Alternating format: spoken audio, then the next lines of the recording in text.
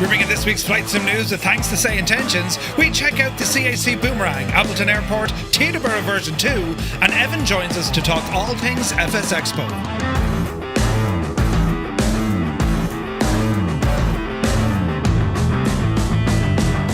The button didn't work.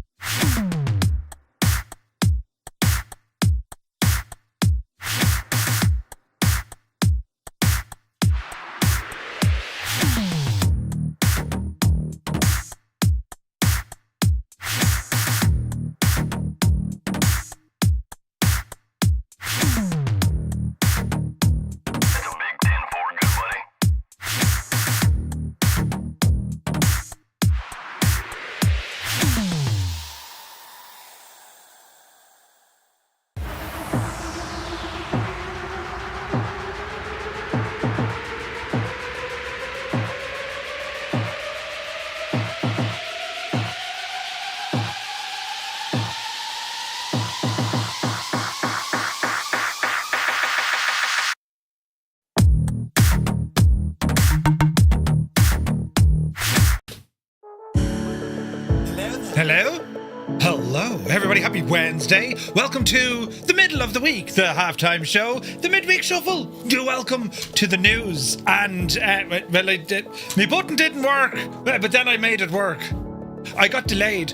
Anyway, hope we're all keeping well. Tonight, a busy one. We check out all the week's flight sim news and kind of preview what's happening over the coming days. And but we also get to check out a new aircraft, the new Local Legend, is it the Commonwealth Aircraft Company? The Boomerang, Australia's only World War II combat aircraft. And then we have two brand new sceneries. One from Simulations, it is that of Appleton. And then we're going to be checking out Teterboro version 2 from Dreamflight. It's all kicking off, do you know? And then we're going to be joined by Evan from FlyByWire. We're going to be chatting all about the upcoming FlyByWire, which is due to kick off in precisely 1 month and a few days' time. Now listen, I've been absolutely flat out today. You wouldn't believe, in fact, how flat out I was. I got my hard drives from the NAS, right? And but the NAS is now running. It's doing its thing. And now I'm using Docker. The mat is here, homewrecker. I haven't put it back. Sometimes I do like admiring the wood, you know. I do like admiring the wood, but just a day, man, just a day of getting drives set up, getting servers set up. So the good news is I didn't break our Firefly Air one. That's working absolutely perfectly. That migrated over the hill. Right, the other things are slowly but surely getting. Oh, I fixed the step bot as well. Right, the trucker servers I'm having a bit of crack with, but we'll get them there. We'll get them there. I have a couple of more hours of work ahead of me to get those up and running. But it's been a fun experience. A fun experience, that's what they say. But anyway, hope you're all keeping well. Not too bad here today, lads. Although it's gone cowled. It's lovely in the sun when it appears every couple of moments for a fleeting second. But yes, it's all happening now. This aircraft, I'm fascinated and intrigued by it. The Boomerang doesn't act like a boomerang, and well, it tries to kill me on takeoff. You'll see it, don't worry. It's just one of those things. But anyway, we'll see how we get on, sure. And welcome people here into our chat this evening. And well, let's get to it, shall we? Best behaviour now, lads. Otherwise, you know. Now let me say, Super Typhon is in the chat. Good day to you, sir. Hope all is well. CP65, welcome. Vacuum is here. Good evening. Liptorius, a very happy Wednesday. Malky Mac is here. Happy hump day. Commander Balosh has rambled aboard. Good to see you, buddy. Hermit Something, very good afternoon to Baston. Hope you're well. Flipper Alloy, a very good evening to you, bud. Now let me see. Fierce Wolf looking fierce. And Wolfie, welcome in. North Coast Mike. North Coast Mike, good to see you, bud. Kirog is here. Spitfire RAF 100 has joined us here in the chat. Old Veteran is in the house. He says, Happy News Day, y'all. What news are you most interested in? I'm looking forward to hearing more about FSExpo. Ooh, yes, we shall learn, hopefully, a bit more when Evan joins us in a while. Norse Viking, hope you're well. The Impossible Face, Merry News Day. It's good to see you, man. Bellbro is here, 5 minutes early into the 3.4 minutes intro. Man, Bellbro, I'm telling you, lads, you could set your watch by Bellbro. Very good. Toto, 24.95, happy midweekage. And a very warm welcome to Mrs. Toto. Hope you guys are having a great week. Creo is here from County Mayo. Happy News Day. Sun Jammer's in the house.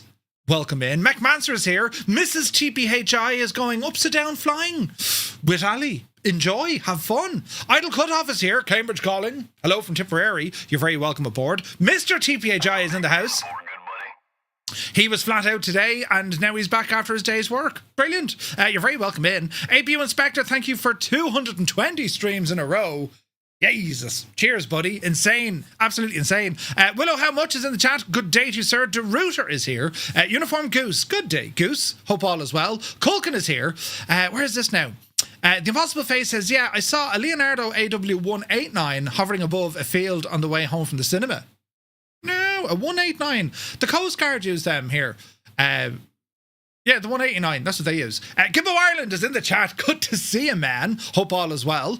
Where is this now? Mountain Man. Good to see you. I don't know how much more 300E trailers I can take. It looks so good. I just want to fly it.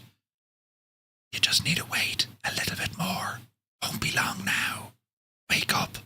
Right, you're one with the whispers. Yeah, it's looking absolutely savage. Absolutely savage. There's going to be loads of flying when that thing comes out. But Shuffle Shoes has rumbled in. Good day to you. Hope all is well. Sumner is here. Looking forward to the news, he says. But we're looking forward to spending some time with you. Home Wrecker, good evening. 98 Vulcan is in the chat. Very warm morning to you. Good morning to you. Hope all is well in Australia. Where is this now? That was a delay. I broke it already. Sir Camsalot, my dude from Angoshlan Nua. How's she cutting? Now, Flipper Ally, problem exists between the keyboard and the chair.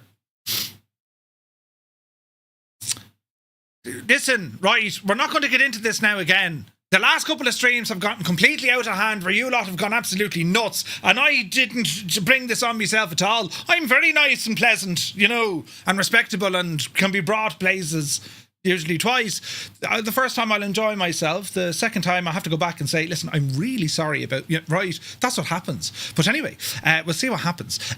Now, catching on and moving on, Fornax has subscribed for 41 months, buddy. Thank you very, very much indeed. Cheers, man. Airlock Doc is here. Good evening. Sim Guy is here. Dazati Arab, the man who's working on his... I don't know what'll sound worse, working on his wood or working on his... Dazza, great to see you, buddy. Hope you're well. The building's coming along. Mugan is here. Good evening. Stu Snape is in the chat. A very good evening to you, Stu. Hope all is well. Viper Strike is here. Good evening. Now, let me see. Eamon 1973. How's the wood polisher doing these days? Do you know? I'm glad you asked, Eamon. I have actually bought more of it. So I have not one, but I have two. That one's very light though. It's nearly empty. It's wood silk. Right. Wood silk. It's for silk in your... It does a lovely job, you know. Great polish and all the, you know, brilliant. So thanks for asking, you know.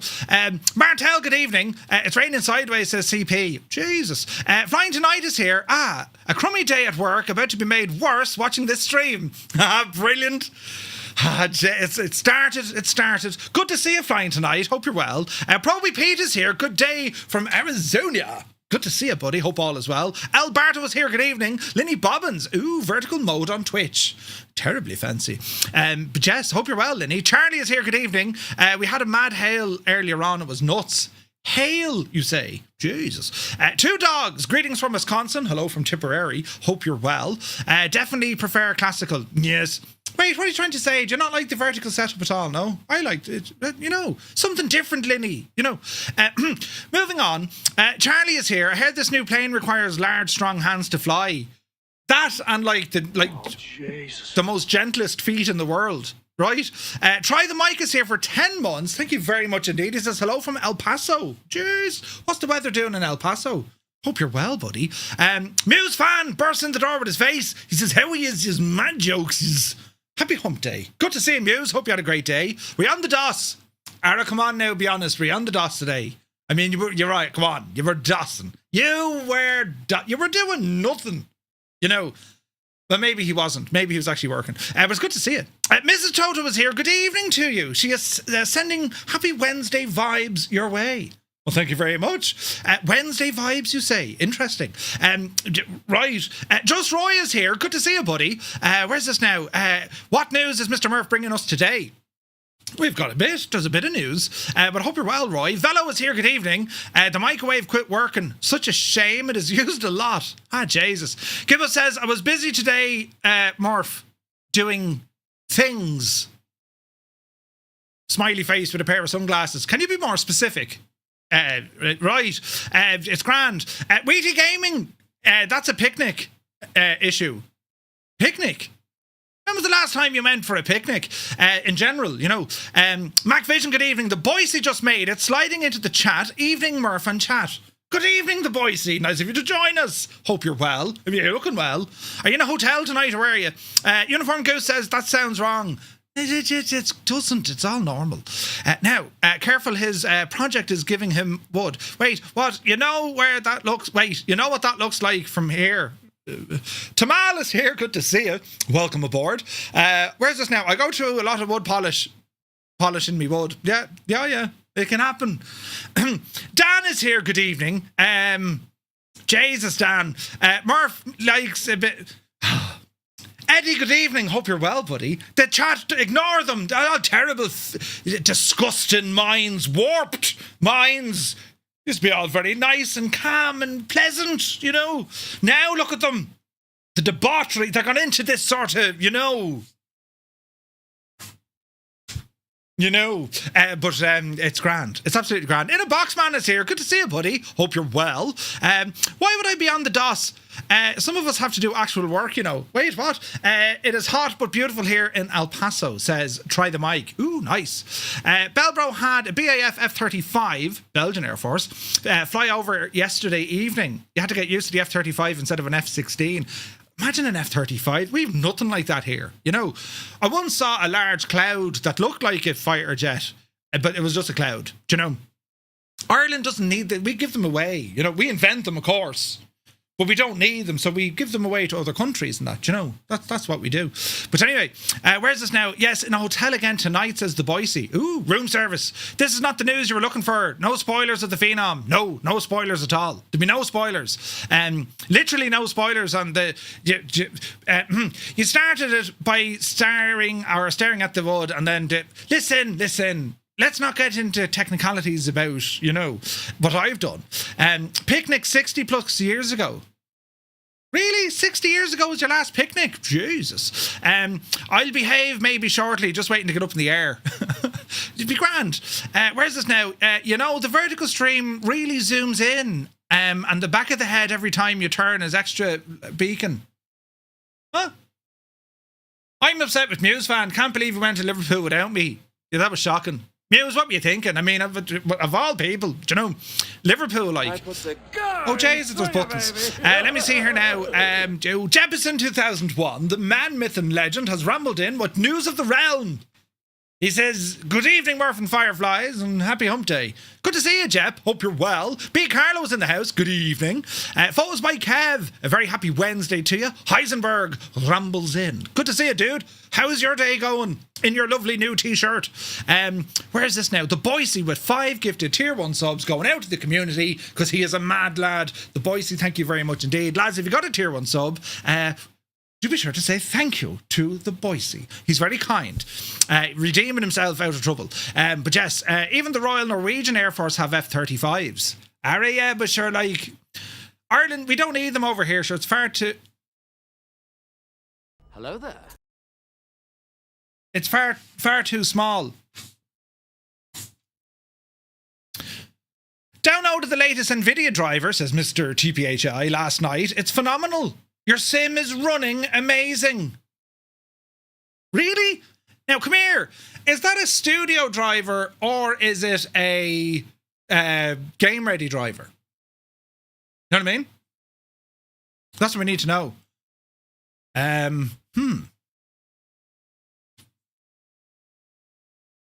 Where did that come from? I downloaded the new game-ready driver. It's working brilliant. Why do I feel I should be worried? I don't know. Hang on. I didn't think they were going to work. Wait, I say. Gibbo, there's something terribly gone wrong. Wait now. Oh, Jesus, I'd one job. I'd one feckin' job. Wait now. Wait, ooh. What were you put?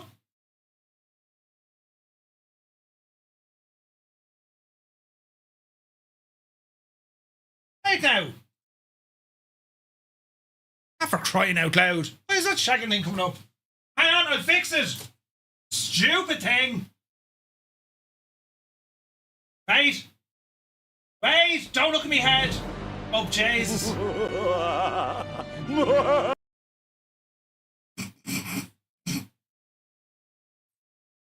Well, just leave that there now, lads, for a few moments now. Oh, Jesus. Right, try it again. Feckin' thing.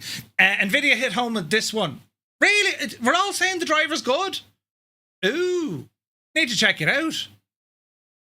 Hughes loves a good Scott, you can't jump in there now. You's all like cucumber though. Aaron Muse, would you stop, would you? I mean, there's one thing liking it, but you know. Look at you, you're going to break it now. I wonder will the other one not work as well? In a box, man, thank you very much for the resub. 25 months. Cheers, buddy. He's very kind. Now, what else do we have?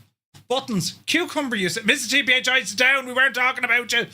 Cloud Strider is here. Good evening. Hope all is well. Dave Cleary. Legend Dave. Welcome back, Dave. Now, Anna Crussis is here. Steve Stavros. Welcome aboard. Ali Dobb. Good evening. Mark Alderson is in the house. Let me see here now. Kenny. Good evening. Kubi Montana is here. Kieran Nile. Welcome aboard.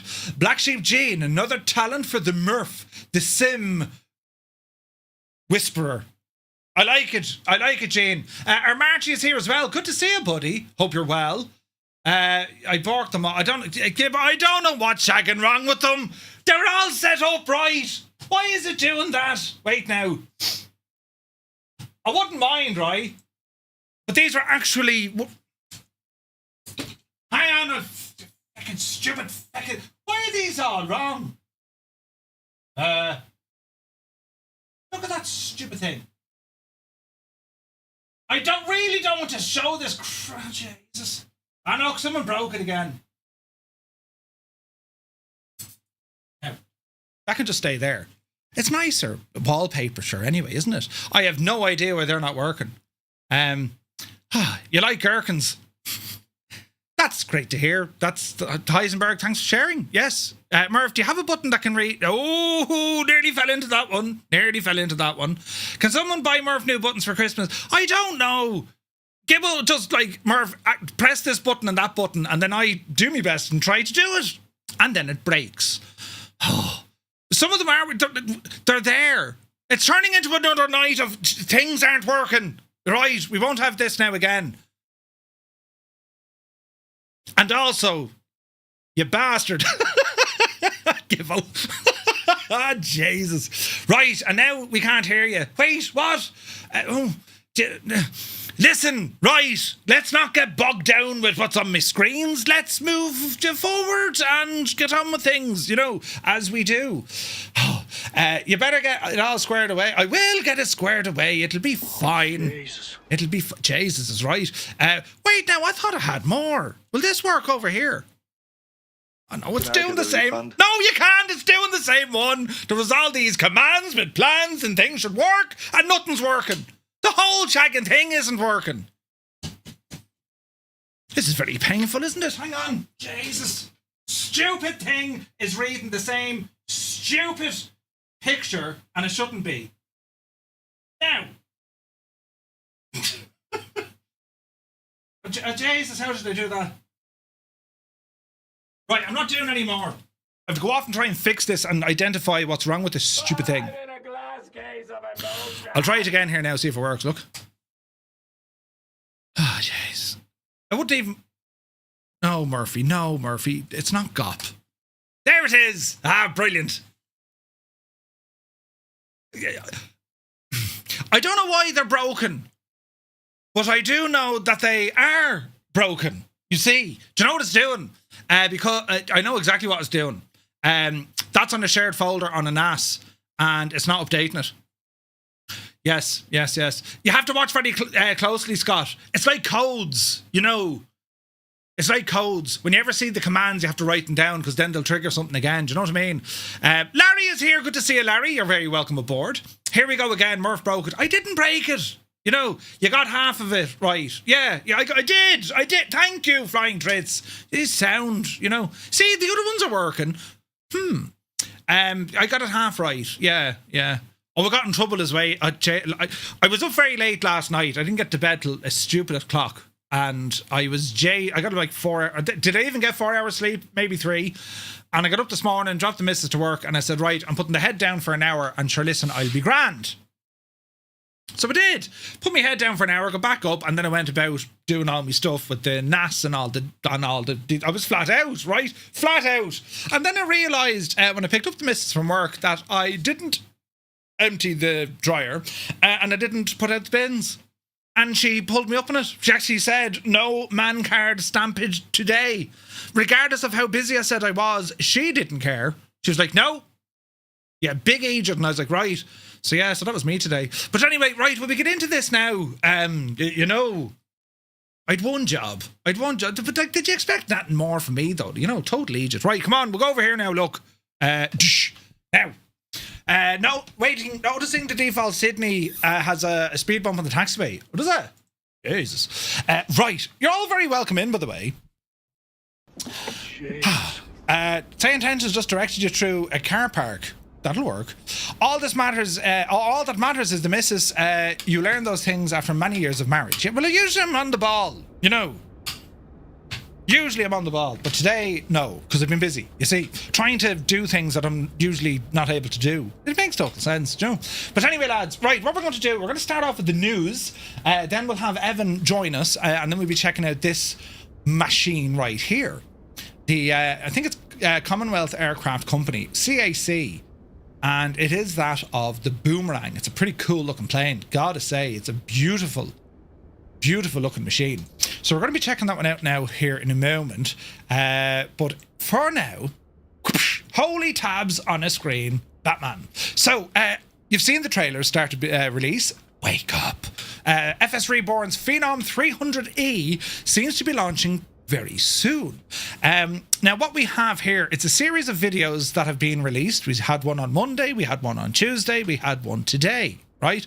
Robbie is here, good evening. So the Embraer Phenom 300E is the world's best-selling business jet, and for good reason. It's fast, it's very fast, it's capable, and it's approved for single-pilot operation, meaning that it's the exact kind of aircraft a certain type of simmer dreams about. Well, FS Reborn have been building this, or building their vision or version of this since 2022. And yesterday, being Monday, decided to release a short teaser video about the upcoming release.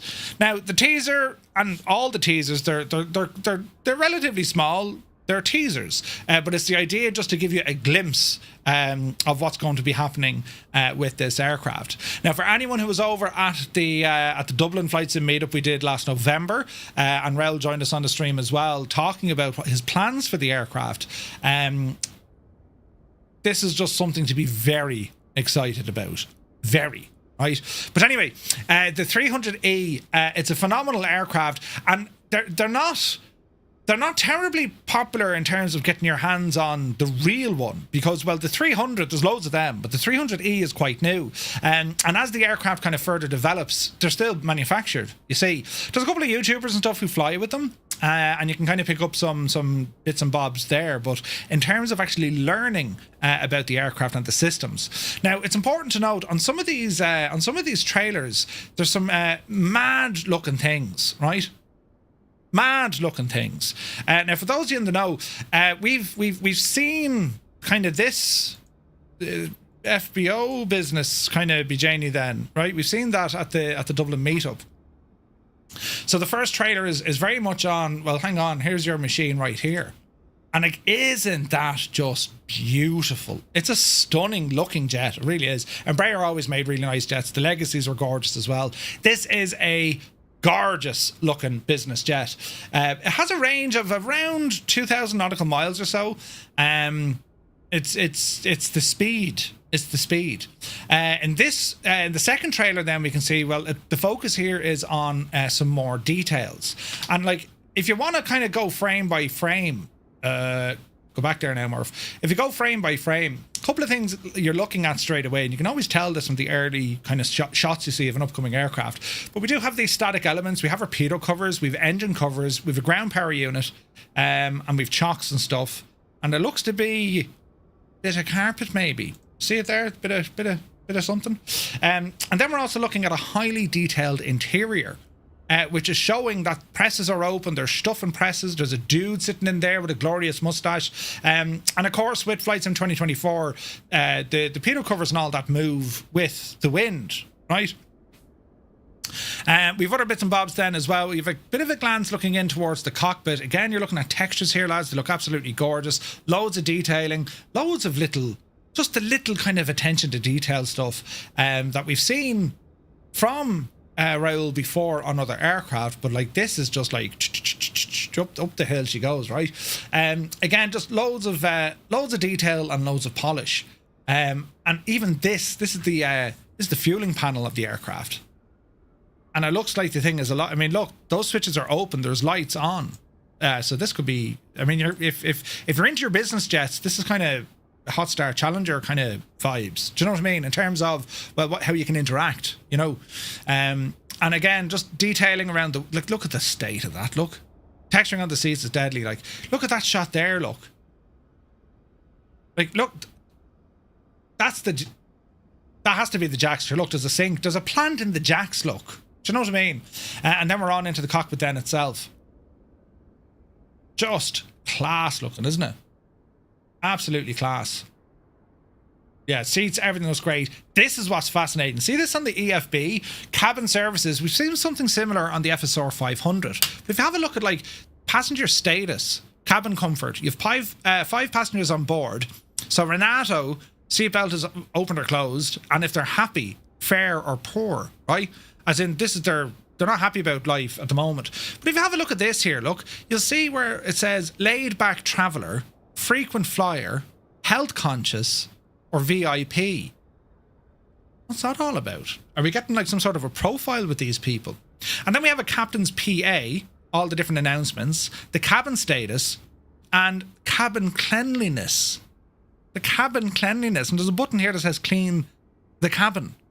Right? And if you look down on the EFB, pre-flight flight plan, that's Navigraph, ground ops, cabin comfort, maintenance, realism. Like, oh man, right? Absolutely, oh man. And like, again, just the detailing and this entertainment gadget thingy, just class, absolute class. So very, very excited for this. I'd expect, I don't know, it's look at one video, 2 videos, 3 videos, couldn't tell you, but it's looking absolutely amazing. And I think what's really mind-boggling about all of this, Raoul builds everything from within inside the native SDK.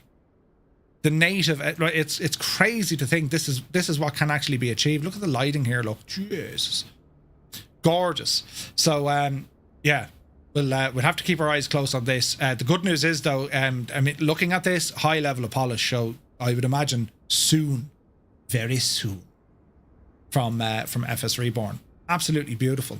So we don't have official news in terms of a release date or pricing, but it's starting to look like this is going to release very soon. One day closer, look. So that's going to be all the excitement, I think, lads, because it's Raoul. Like, we love Raoul, you know what I mean? And this looks absolutely incredible as well. So yeah, Energizer's here, good to see you. So yeah, very much looking forward to that. Now, moving on, 9 months into the making, Bagaloo's free Cessna 172 mic just hit version 1, right? So, some of the best... Good man, Scott! That was me poker face, Scott. Some of the best freeware in flight sim doesn't start with a developer announcement. It starts with a question. Back in August 2025, Bagaloo posted a thread on the official forums with a simple premise. There seemed to be a demand for a Cessna 172 M series. Much of the groundwork was already done from his other 172 variants, so what did people think? Right? I keep tapping my screen to get rid of the pause button, only to realise it's on my screen. Brilliant, Gene. Tarnish, good to see you, buddy. So the response was immediate. 9 months later, version 1 is out, and it is a Freeware Cessna. The 172M, built between 73 and 76, powered by a 150 horsepower Lycoming 320 engine. It cruises at around 105 to 110 knots, maximum gross weight of about 2,300 pounds, and it's the kind of aircraft that flight schools ran into the ground for decades because it simply refused to give up. Right? No glass, no automation, straightforward steam gauge panel that taught a generation of pilots how to actually fly. And what is interesting here, yes, it's freeware, but they have gone ahead and made it, a custom panel. 172M, to my knowledge, has a carpeter in it. I think the M has it. There's a GPS thrown in, which is nice. Grizzle, good to see you, man. Welcome in, Raiders. Happy Wednesday. You join us here for Genuas. You're very welcome in. Hope you had a great stream. You're very welcome in, lads. Grab an old tasty beverage as we just catch up with this week's flight sim news. We just covered the Phenom, upcoming aircraft from FS Reborn. Britain is here. Good to see you, buddy. Hope all is well. K-Dog, welcome in. Lads, you're very welcome. And hope you had an awesome stream. Thank you very, very much. So this one here, this is a Freeware Cessna 172. Now, for the airliner pilots, you're like, huh? What? That's like when you talk to the general aviation crowd and we hear there's another Airbus. It's similar, right? But the good thing here is, well, it's free and it is quite unique because it's a different aircraft than the model currently in the sim, right? So the flight model is where the community involvement really shows. Canadian pilot Captain Mustache, who got his PPL in a 172N, worked directly with Bagaloo on flight dynamics, tuning across multiple beta versions. A flight instructor who flies Mike, November and Papa models professionally, ran the aircraft through an exhaustive real-world style evaluation covering stalls, spins, slow flight, forced approaches and crosswind landing, and reported back in detail. So pretty good, right? Pretty good. Let me see. Is it CS Melly or is it C Smell? Welcome in. Good evening, or whatever it is. Indeed. Good evening, CS. So the own summary of the project captures it well. I'd like to say a big thank you to all of you here and on Discord who have contributed to this project. It all started here with the idea, and thanks for all the help, references and suggestions you provided. We've made it this far.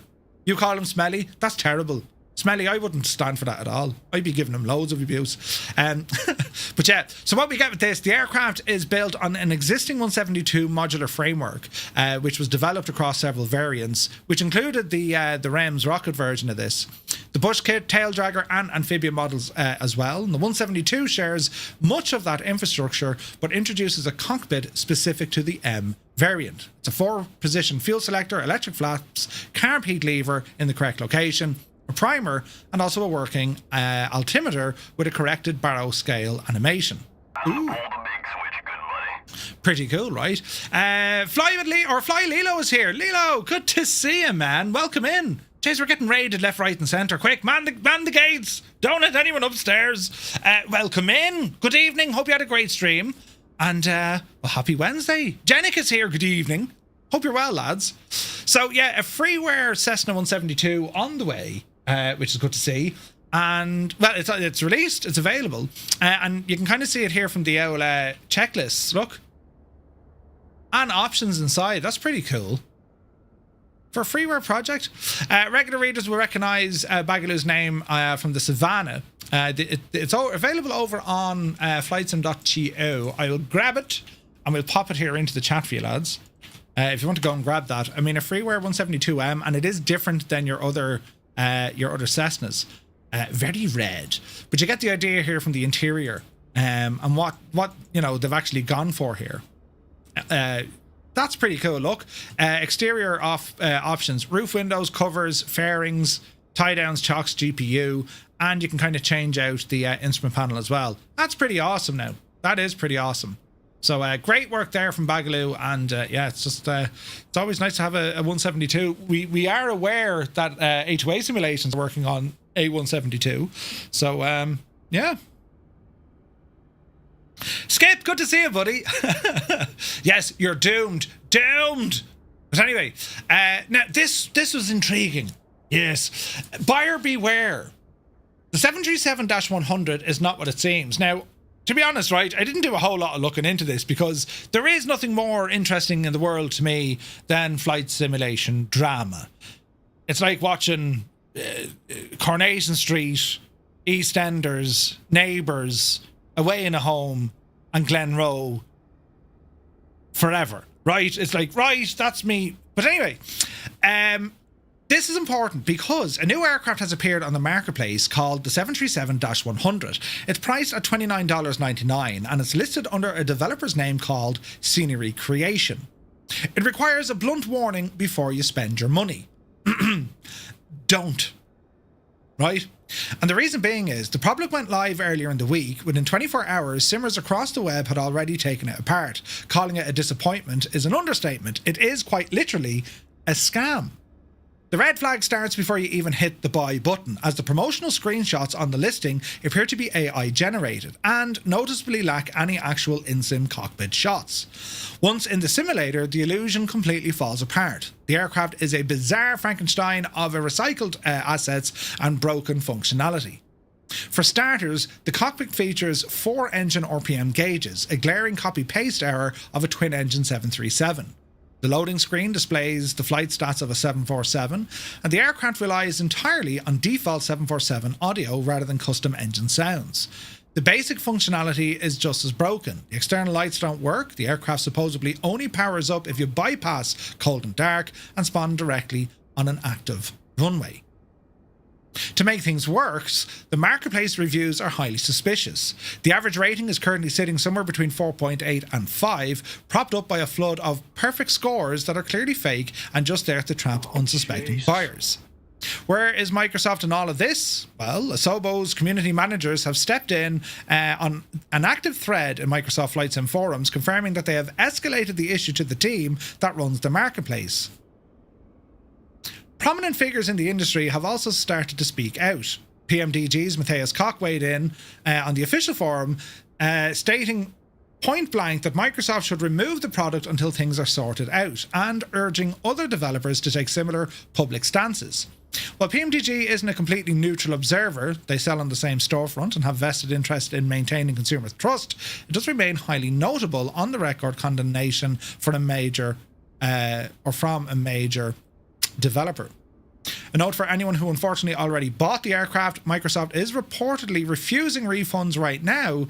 The current understanding is that getting your money back will only be on the table if the listing is officially pulled from the store. So, right. Drama. Absolute drama. Now, we can go in actually and have a look at this thread just to see is it still active. Yeah, 3 days ago, so there's a bit of chat about this. Where is this now? Any sign of it? So there's no... See, the aircraft's being discussed in this thread. It's not available on PS5. I don't know. Like, look at this one aircraft. This kind of shines the light of... Well, it shines the light on not just this aircraft. And I don't even want to say, you know, this is like... this is the straw that broke the camel's back. Absolutely not. I mean, this just like shows you what goes on. The marketplace should be, you know, the #1 place that we would buy our add-ons. I mean, when you think about it, it should be, right? Because it means then there's no worries about where your updates are coming from. There's no worries about, Jesus, did I buy it here? Did I buy it from this lad? All of that stuff, right? It should be all in the one area. When there's an update for one, there's an update for all. We want a centralized marketplace. The problem is we don't have one. And the reason why we don't have one is because some developers choose not to sell on the marketplace at all, right? Other developers will release it on their own platform first, and then, you know, say that there's problems with the marketplace, and then release it on the marketplace, right? And then when you have phenomenal developers who will only sell on the marketplace, they have to see this and go, what the actual hell is going on? Do you know, it's like, I'm doing the best that I can with my product to get it up there, but I'm sharing the virtual storefront with this sort of stuff. And it's not just this. There's tons of other add-ons on that marketplace. Shouldn't be there. End of story. Don't care what drama is caused. They should not be there. In my opinion, they degrade, they bring down what the flight sim community is all about. If there was another way you can say, right, give them a new friggin' category, right? We want flight simulation. Now, we can talk about this till the cows come home. But what I'm saying is, if you advertise that it's an aircraft that can do X, Y, and Z, it should be able to do it. Right? If you don't advertise your aircraft as X, Y, and Z, well then I've no real beef with that. It can still be shite, do you know? But like, don't tell me highly realistic, accurate this and realistic that. Don't put that on your advert if it isn't. Do you know what I mean? Like if you had a category for, what do they call them? A skin. Here's an aircraft skin. Okay, so it basically looks like it's that, but it isn't that. But it looks like it. Grand, there's demand for that. People just really don't care. They just want to go and fly in something that looks cool. Yeah, I get that. And there's room for that in the marketplace. But it's how the things are categorized. It's how things are actually presented to us as a community to say, here is a new aircraft. No one knows anything about it. It looks incredible. And yet, all these 5-star reviews and 4.8 and all that, it's fundamentally broken. It's a farce. It's not even like it's like, oh yeah, it needs to be improved. It's a farce. It's absolutely disastrous that this 2026 and this is going on. Do you know? But loads of drama. There's always drama. What can you do? Like, how are you supposed to try and, get people to trust the marketplace and say, yeah, no, I believe in staying on the marketplace when this happens? Like, surely there is someone there that said, what's this? No. Why aren't friggin' content creators or people, simmers, why aren't we involved in this process to say, listen, that is not what they say it is. We only provide feedback. We don't need to say, no, you're not getting in. Give me an extra tenner right now, you're getting in. That's not going to happen. You need to have people there to advise. Maybe it has to go through a quality process.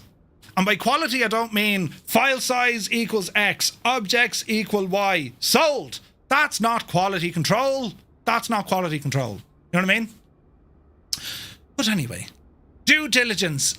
As I've always said it, and I'm blowing my own trumpet here, but Grizzle would agree. Any other content creator will agree.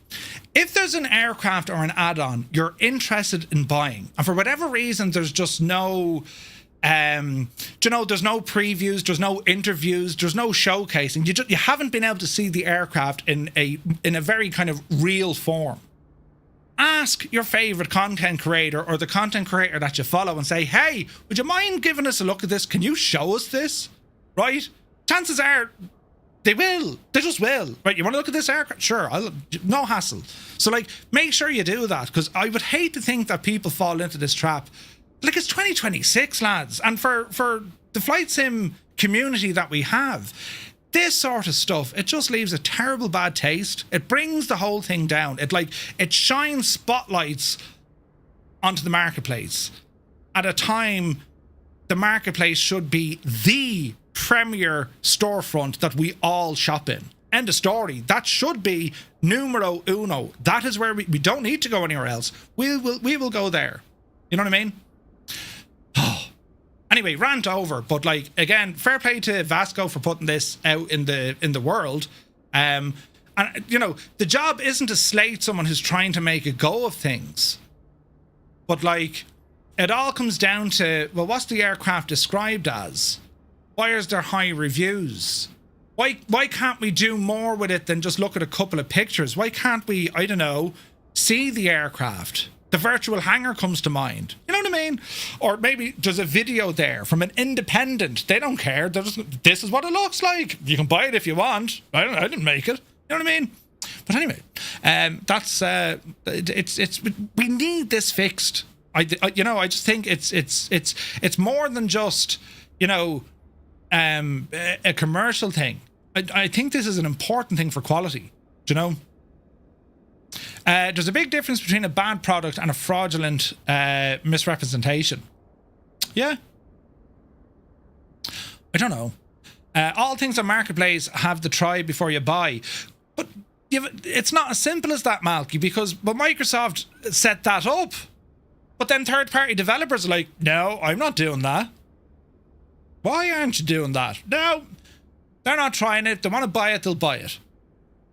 Some aircraft developers got friends. Yeah, no problem. You want to get free rental for a day, work away.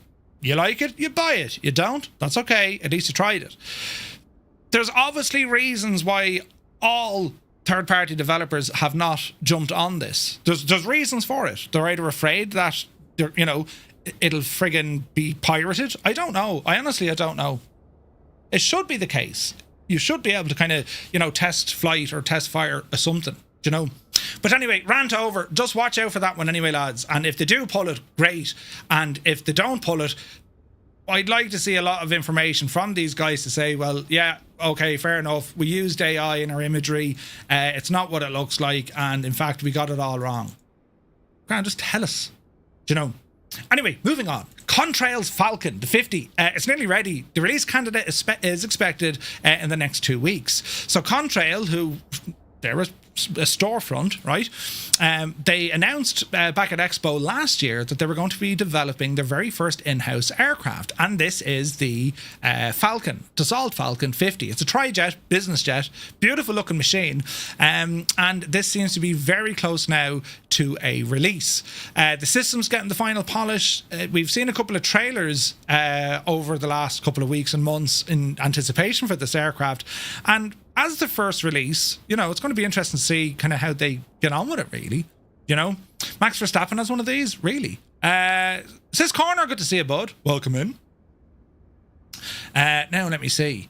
Ground handling for the Ram crowd, that's all there. Cabin complete, screenshots coming. The Galleon cabin now complete. Dedicated interior screenshots are promised soon. Interior LODs are all being finalised.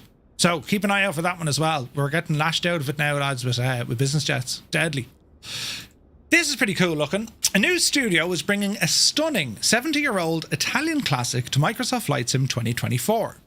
There aren't many aircraft in aviation history that can claim 70 years of continuous relevance, but the Frati Falco, the F8L, well, it's one of them. Drawn in 1955 by Italian engineer Stelio Frati, this compact two-seat sport plane has been built in Europe and the United States across multiple eras, and it still flies today in a kit-built form. Now, a brand new studio called Echo Simulations are bringing this to Microsoft Flight Sim 2024, and it does look like a very promising debut. Echo Simulations describes itself as a brand focused more carefully on crafted aircraft projects for the simulator platform, and the Falco is their first release. They've no track record to point to yet, but the screenshots and video they shared suggest the team has put serious attention into both the exterior and interior. This version that Echo Simulations are bringing to the sim is not the original 50s version. Instead, it's modelled on the Secua configuration, or Secua, a US-built kit variant, and it's placed out of Richmond out of 1979 to 2014. Ooh. It's a very nice-looking machine, this, isn't it? I suppose it's going to be like, when you look at these aircraft, you're probably, it's a bit like a Marchetti. It's a little bit like a Lancer, not unlike a Robin, the Dior, different wings, I suppose. Very nice looking. So looking at the initial promo materials shared by the developer, the exterior modelling comes across as quite polished, the cockpit full analogue as the real aircraft is, and its packed but tidy instrument panel that appears to be well modelled. The developers say the project includes a fully interactive analogue cockpit, working switches throughout, and also multiple liveries. There's a bit of a trailer here we'll have a look at. Can't play the music, unfortunately, but let's have an owl gawk. And hang on now, could we go... We'll go to YouTube because we'll get the owl. Sky looks incredible. I can't play the music. Balls to it anyway. We'll have a look at it here, sure, and see what happens. Surely I've music here. We might get something in there.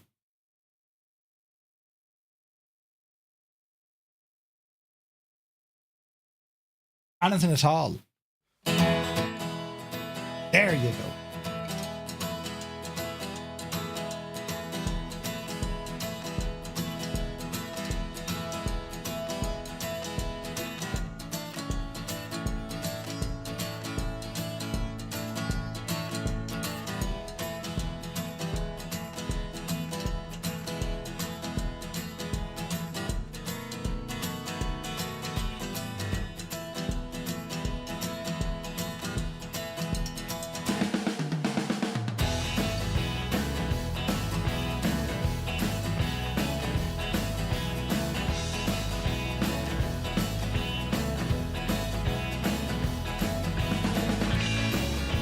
I tell you, it's very pretty, isn't it?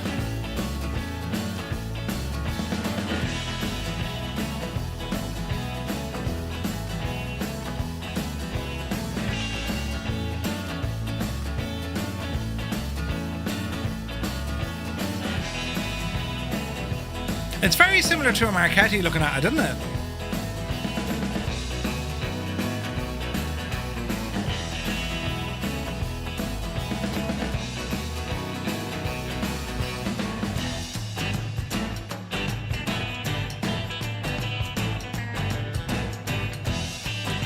Ah, Jesus, YouTube. The Falco FL, it does look nice, doesn't it? The F8L, rather. Yeah, that looks very, very, very, very pretty. When is this due to come out? Buttons. Let me see. Marketplace exclusive. Oh, shit. And I just slated it. No pricing or release date have been announced, but we'll keep our eye on. Beautiful, beautiful looking plane. Gotta say, it's gorgeous. Nice little machine. Loads of, look at the, even, you know, the effects put in there. Beautiful cockpit. Yeah, that looks pretty nice. Now, moving on, fly-by-wire simulations. They're splitting aircraft development to 2020 and 2024. In the post, the team explained that maintaining a single package compatible across both sims has started to create limitations as 2024 continued to evolve. And as a result, Fly-by-Wire will be transitioning towards simulator-specific releases, allowing each version of its aircraft to better utilize the features and technologies available in its respective platforms. The move is expected to benefit both performance and stability, while also enabling the team to take greater advantage of native 2024 functionality without needing to maintain backwards compatibility. This is actually a great idea, and it's good to know that they have the capacity to do this. Do you know what I mean? So you can kind of see where they're currently at. They're going to start branching off now, so you'll have a 2020 only variant of the Fly-by-Wire A321X and A380, and you'll also have a 2024 version, which means both platforms should greatly benefit from that. They will greatly benefit from that. So great news. Yeah, looking forward to this. So we will be expecting to hear more from Fly-by-Wire. They're going to be at FS Weekend. Oh no, they're not. They were at FS Weekend. They're going to be at FSExpo, right? This interview here was from FS Weekend, but they're going to be at Expo as well. So we'll find out what the story is going to be. Now we shall ramble over for a quick look at FlightSimTees.com. Dress yourself in the latest apparels, and you too can look like that person you like. What we have here, Gibbo has been flat out, lads. He's been flat out, and he's put in a couple of new designs in all the ranges. And I gotta say, I'm liking them, right? He's flat out, but what we have here, we have a lot of kind of 4th of July inspired designs, right? As we approach the 4th of July. And what we have, we've Call Me Captain t-shirt, right? Call Me Captain t-shirt. US Air Force Fly, Fight and Win. With the American Eagle one, which I think is absolutely gorgeous. Now, I think this is a beautiful, beautiful t-shirt. Absolutely great stuff. And we have a few more here. Look at this one, the Patriot Thunder. See this? Did you see the state of this? Yet you didn't throw in Canada Day. All right, listen. We can't have everyone's day super tie. Meanwhile, Gibbo goes to Canada. Wait, what happened? I'm trying to think what my favourite one is. I do like the Eagle one. The Patriot one is gorgeous as well. And then we have this nice stars and stripes. Aren't they beautiful? These are absolutely gorgeous designs. Loving them. all the clothing I have, of course, is from Flight Sim Tees. It's very nice. It wears well, it washes well, and, well, it's extremely comfortable. And again, as I said, anyone who's bought from Flight Sim Tees already, you know how good the gear is. The gear is excellent. Gibbo does amazing work here. You know, it's too bad he had to wait until he was 76 years of age before he realised he can actually, you know, print stuff. You know, the last 71 years of his life, I mean, whatever he did, he's very handy with computers, mind you. But, like, right, do you know what I mean? I'm only messing, Gibbo. I think you're great, Craig. Yeah. Sheep pictures. But anyway, this is nice as well. The Stars and Stripes one is nice. Do you know what, Grizzle, man? They're all nice. These are all really, really nice t-shirts. I love the designs here. Can you name all the different planes? Look, Jesus, can you? Some of them I can get. Yes. Some of them I can get, you know. Some of them not so well. We were having a look at the Cessna as well. Did I see Daza order one of those? I need to order one of those. Gorgeous, right? But it's not just t-shirts, dear friends. We have hoodies and zuddies, right? So there's some pretty nice designs available across all garments. Gartmans. Yes. And as I said, anyone who's already bought from flightsimtees.com, they also do caps, by the way, for your mallet head. You know, I'm after getting a beep on my phone. But you can just ramble on over to flightsimtees.com. Our t-shirts are there as well. There's brand new merchandise, Two-Tone Murphy merchandise. This is where you can get it because, and again, Grizzle, this could be worth a shout, bud. Like, I've used Printful, I've used them all. And yes, it's handy storefronts, yeah, it's whatever. But I was never happy with the quality of the stuff. It was only ever kind of, yeah, it's all right. After a couple of weeks, the t-shirts, they lose their shape. The necks go friggin' droopy. They just weren't great. But what we have here from Flight Sim Tees, like, as I said, they're just way better quality. Gibbo, like, he makes all of these himself. As in, like, he does all the printing. So every single item from Flight Sim Tees, Gibbo handles it. Do you know what I mean? He handles it. A shout out, anyone who wanted to pick up the Flight of the Bremen t-shirt, we gave a couple of these out to the community for a giveaway, and a couple of people bought them as well. These will be going very soon. They are a limited edition, right? So if you want to grab yourself a Bremen t-shirt, well, now is the time to grab it. Maybe you want it for the summer or whenever, but now is the time because when they're gone, they're gone. Good luck. Scott's wearing his right now. It is grand. Right? So you can grab all that stuff there as well. So you'll see it under collaborations. But just top quality gear, lads. And the reason why I shout it so much is because, well, it's from Gibbo. It's someone in our community who's able to do this stuff. Identify that no one really does this stuff. And when they do, they don't do it good enough. The quality just isn't there. This stuff, the quality is absolutely there. The print stuff, I mean, sure, you know. I was wearing... Was it yesterday? Yesterday or the day before, I was wearing our Dublin meetup one. And like, that was printed last October. Last October that was printed. Still looks brand new. It's just good quality clothing. Comfortable clothing. So make sure you ramble on over to flightsimtees.com. If you want to buy us something, don't feel compelled. But if you do want to buy us something, and if you want to save yourself 10%, because, well, saving money is always a good thing, use the code TTM at checkout. That'll leave you saving. And brilliant. All proceeds go to the church roof. And, well, you can buy yourself something there as well. So a massive shout out to Gibbo. Great work for flightsimtees.com. And we're looking now at all the upcoming 4th of July t-shirts. Have a browse.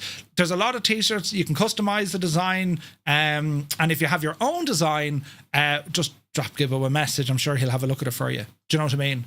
So absolutely amazing stuff. Well done, Gibbo. But, you know, I take it all back. Overall, you're a grand lad, you know. Brilliant. Right. Moving on, Flight to High. They've previewed Westchester County Airport for Microsoft Flight Sim and X-Plane. Ooh. Scenery developer Flight to High took to their Facebook page to preview their latest US airport project, Westchester County Airport, which is out in White Plains, New York. acts as a reliever airport for those looking for a quieter alternative compared to that of JFK or LaGuardia. The airport can trace its roots back to the Second World War. It served as a base for the Air National Guard. Commercial airline services began shortly following the war, with the airport currently serviced by American Airlines and so on. An abundance of fixed-based operators on site. Westchester County Airport is also home to a sizable general aviation operation in combination of airline traffic. So check out some of the scenes. That's very nice, isn't it? Ooh. Interior of the terminals and FBOs, of course, that are there. So yeah, I've no news on release or price, but looks like this is coming to both FlightSim 2024 and X-Plane. So great news there. Now, staying with FS Elite, more details on Fly Tampa's Area 51 product, Flyback project, provides info on Vegas and more. So, earlier this month, some details surrounding Fly Tampa's upcoming Area 51 project for Microsoft FlightSim. This new product is more than just a new airport from the team. It's an entire area focused on atmosphere-driven environments.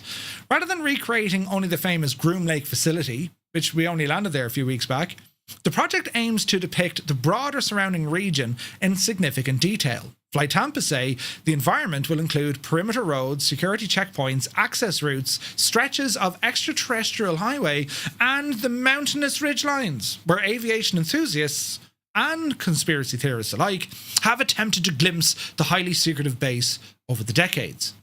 The developer describes Area 51 as being less about a conventional scenery pack, more about recreating the scale, isolation, and atmosphere surrounding one of aviation's most infamous locations. The project focuses heavily on environmental storytelling, combined present-day infrastructure with declassified references, and also historical research to capture the evolution of the Nevada installation. And I've got to say, I'm looking at this, I do like the look of this.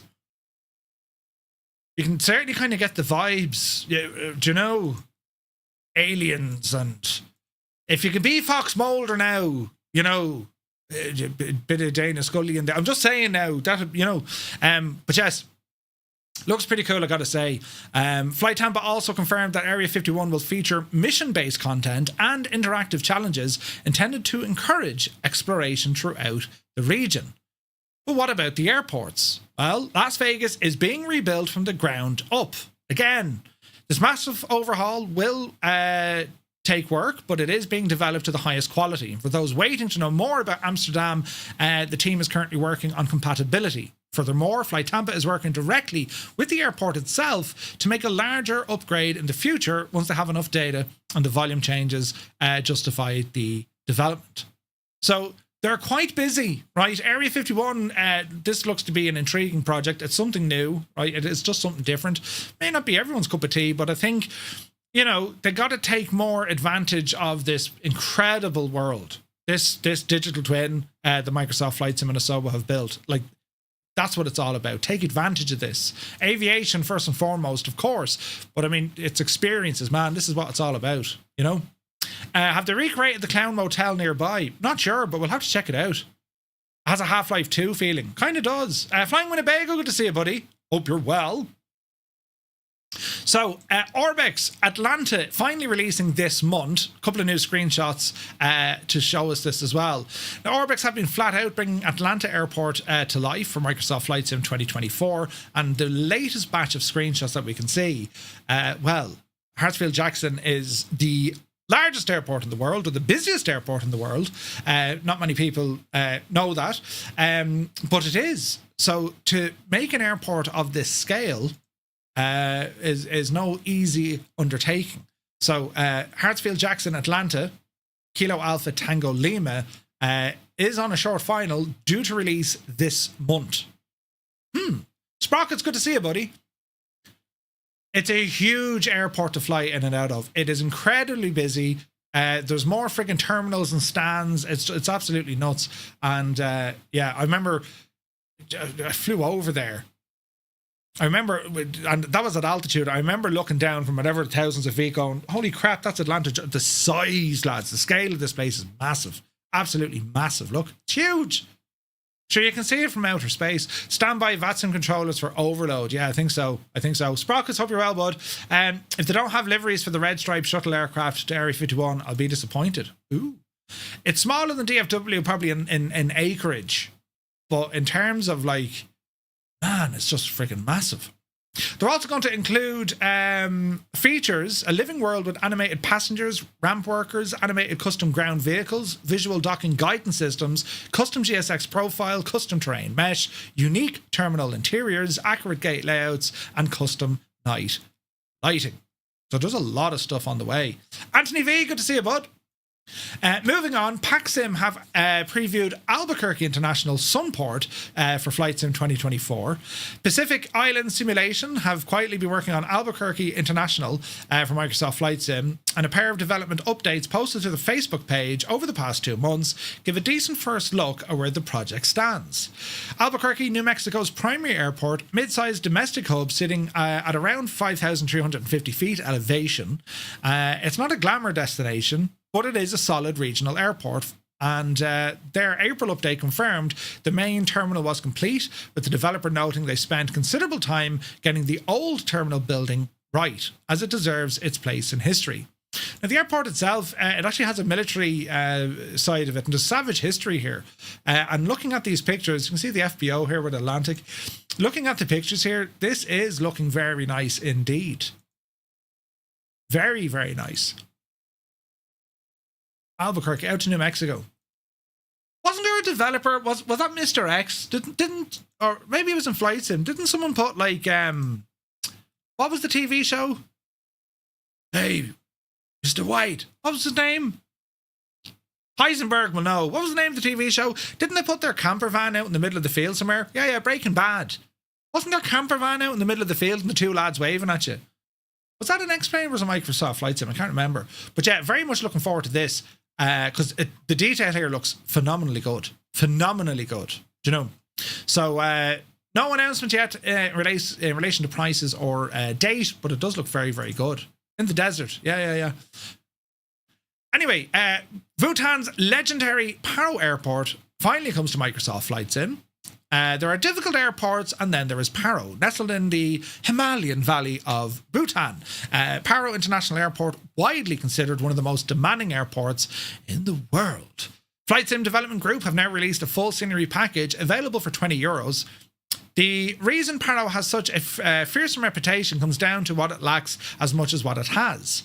There's no ILS, no PAPI, and no runway lighting, which means every arrival is a daylight visual operation requiring precise manual flying through increasingly tight terrain. The surrounding valley walls rise steeply on all sides, and pilots have to follow a carefully designed approach procedure with significant turns on short final. From the images shared, FSDG have put considerable work into this, capturing the distinct beauty that this area has. All the bells and whistles, it's going to be compatible with GSX and all known add-ons. Package includes night lighting, reflective wet surface textures, and dynamic lighting. Ooh. Airport layout also being updated relative to that of what's default in the sim, and at €20 it sits in the mid-range for scenery add-ons. It's a niche destination in traffic terms, with Druk Air and Bhutan Airlines being the only two carriers certified to serve it. Interesting stuff. Nearly there now, lads. MK Studio have revealed Fort Lauderdale and Miami airports for Flight Sim 2024. The team behind Porto version 2 just revealed their next project, Fort Lauderdale Hollywood International, Kilo Foxtrot Lima Lima, one of the busiest airports in South Florida and a major gateway for leisure and low-cost traffic up and down the East Coast. The announcement came via the developer's Facebook page, where they they confirmed that Miami International Kilo Mike India Alpha is already in active development.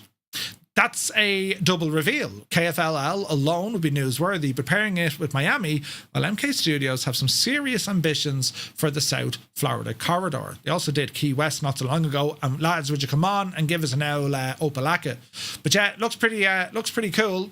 They're saying that Fort Lauderdale should be out in time for Expo, and they're also planning to attend the event in person to showcase it.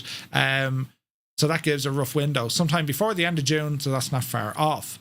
It isn't a complete blank slate in the Microsoft FlightSim ecosystem, however. Latin 4 released a version of Fort Lauderdale back in 2021, and Vertical Sim put the airport back into development after originally cancelling it in 2025. And then we have Miami, in active development as well.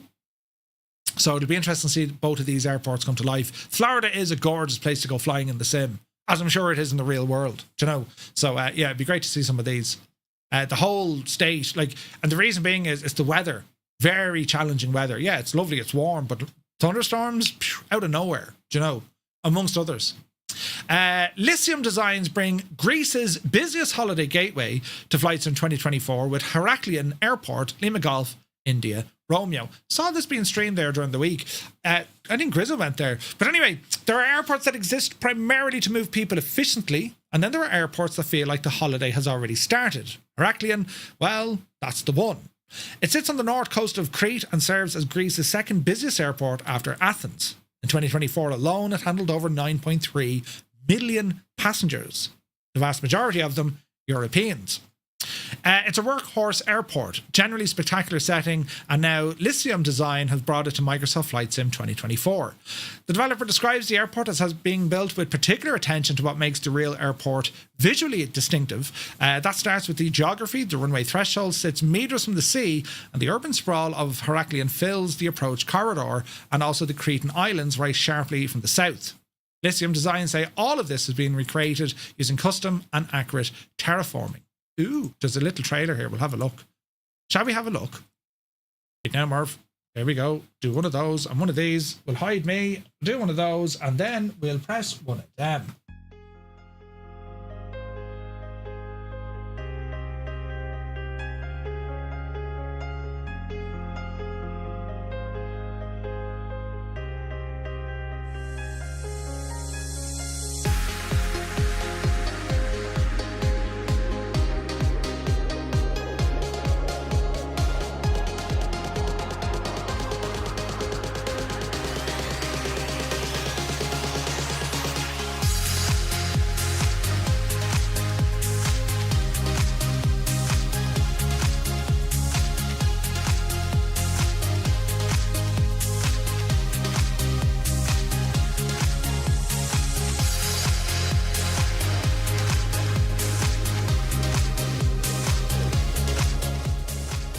Doesn't it look very pretty?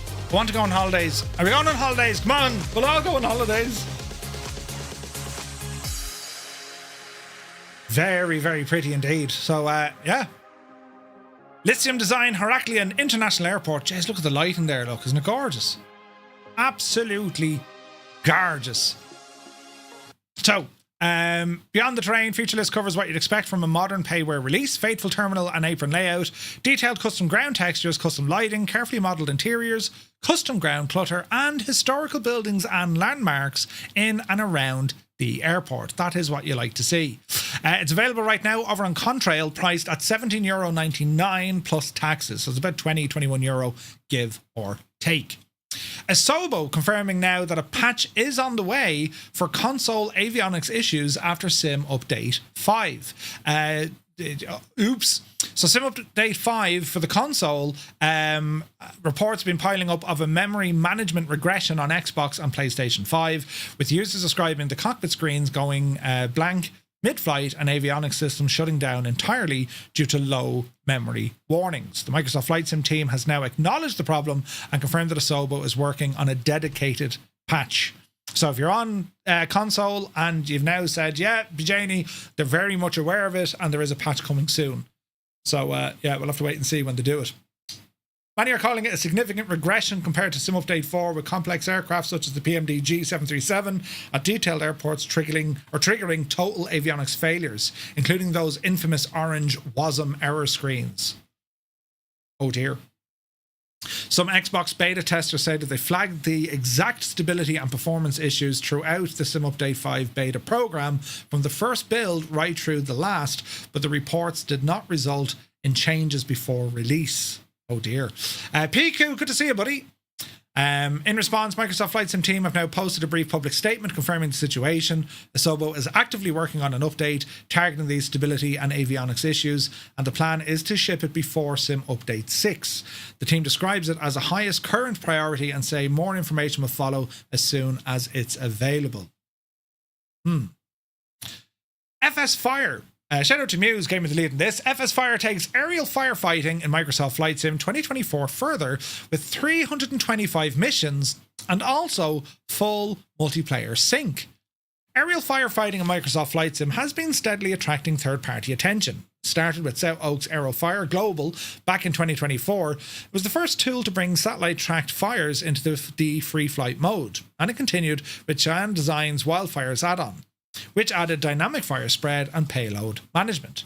Now, SoCo Sim have entered that space with FS Fire, releasing on Sim Market just a few days ago, and it brings a notable broader feature set that than either predecessor, particularly around missions and multiplayer. So, FS Fire is an external panel application that runs alongside the sim, layering an aerial firefighting scenario system on top of whatever free flight session you're already in. And according to that developer, it works with any aircraft in the sim, so you're not limited to dedicated tankers or helicopters. The panel is organised into several tabs covering the map, drop controls, fire management, props, missions, and multiplayer, and each handling a different aspect of the experience. Live fires and mission system, they say that the tool draws from satellite tracked fire data for global coverage, meaning you can fly to areas with real active wildfires and find corresponding places corresponding fires placed in the sim. Beyond that, you can spawn your own fire manually anywhere on the map. More substantial differential, of course, is the mission database. It ships with 325 pre-built global missions, each loading automatically and placing you at the nearest departure airport, with fires and props already in position when the scenario begins. Missions are scored on drop efficiency, and there's a daily challenge and goal system for those who want longer term progression. That mission library is considerably larger than what either Aero Fire Global or Wildfires currently offer. The drop system operates in two modes. The FS Drop effect system works as a universal layer with any aircraft, while the Microsoft Flight Sim Liquid Drop system is available for all aircraft with their own native drop implementation. One of the more distinctive additions is the prop system. You can spawn sim object props to dress the scene around a fire, including that of emergency vehicles, boats, humans, and animals. In 2024, the developers say you can scan your own sim object library and bring in objects from it.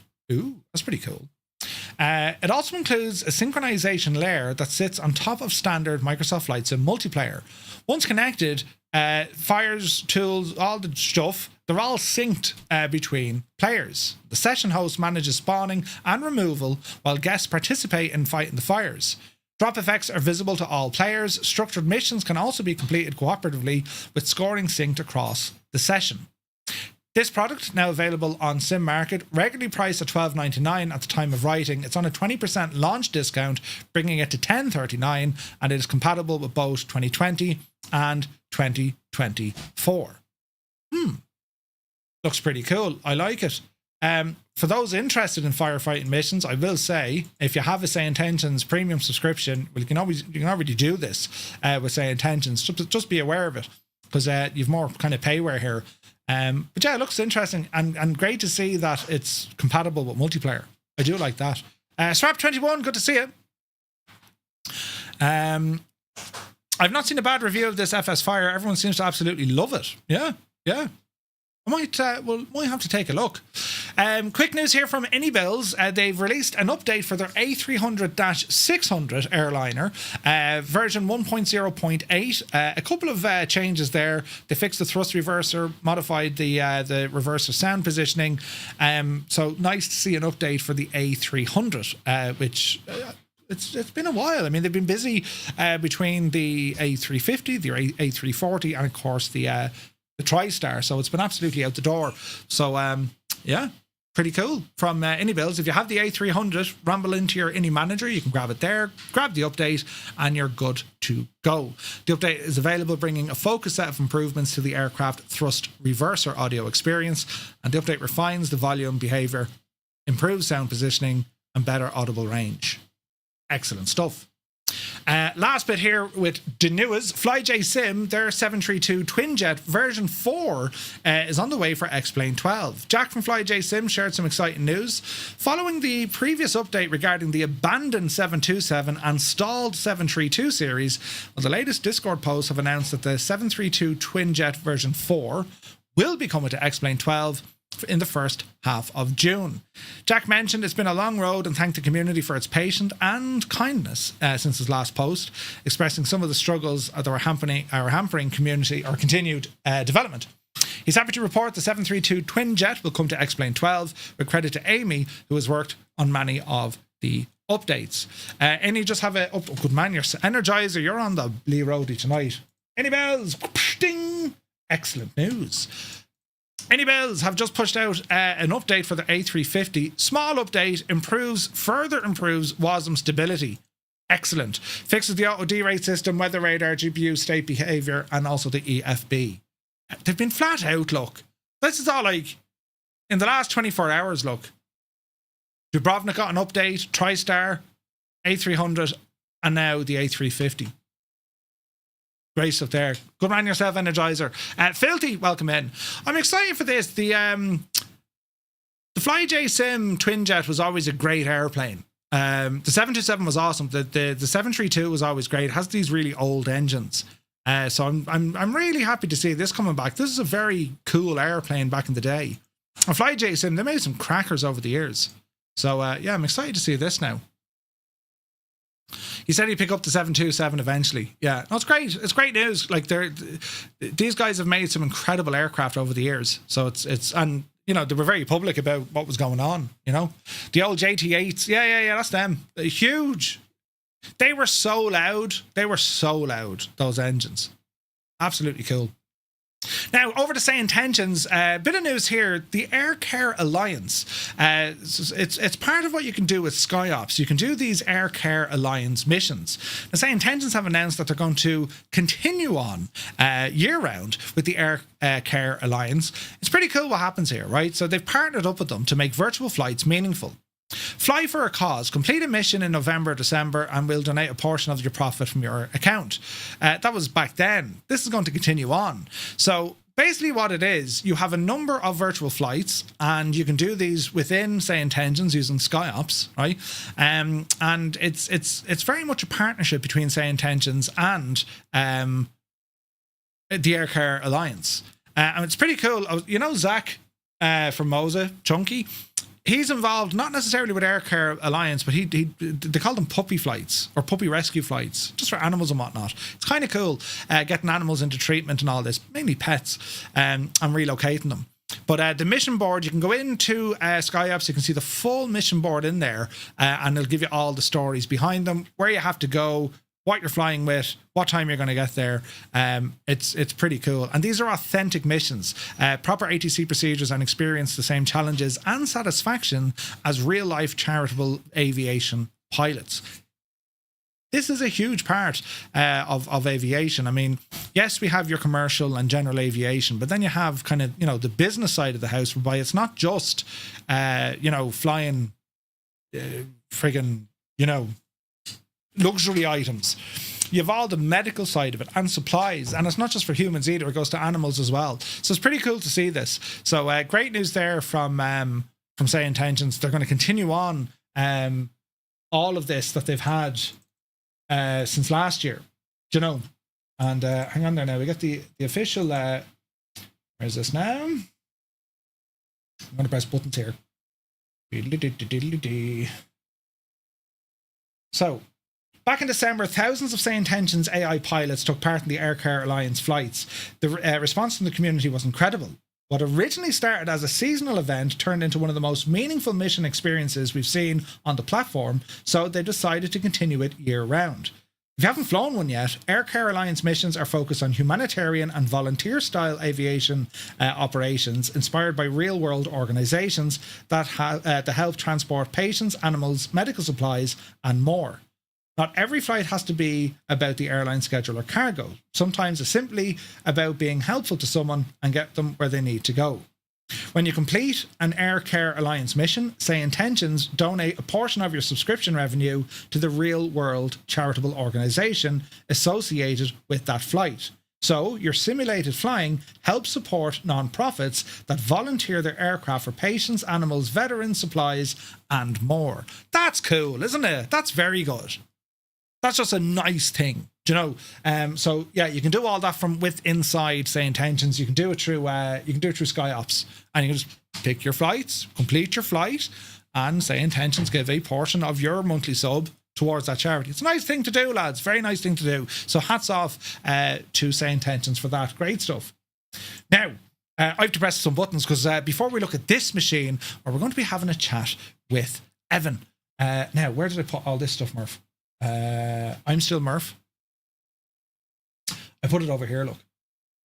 Because we're going to be chatting about a FlySim Expo, right? And who better to chat about FlySim Expo than having a chat with Evan? So, hang on, I'll press a button. This is technology now, lads, like you've never seen it before. Can I press a button over here? Will this still work? It does! Can't see it, though. Wait now, what's going on there? Oh, Jesus. Don't panic! Don't panic. If I do one of those. Ready. Hang on, I'm going to press a button, lads. It's ready now. I didn't break it. Okay, I broke it. That's a big 10-4, good buddy. Hello. Do you know, I got a terrible feeling I called the wrong person. Could you imagine? Could you imagine? Wouldn't it be great? I mean, it'd be all right. Yeah, honestly, it would be a more, at least like, maybe not exciting chat, but it would be more mystery. Come here to me. That's a very nice t-shirt. Right? Where do you think I got this from? The latest fashions. We have no shame, but they're very nice. I know. I thought it was appropriate to help support, and I think it's great. And I love it. I've worn it a couple streams actually, so you may see it again between now and the show.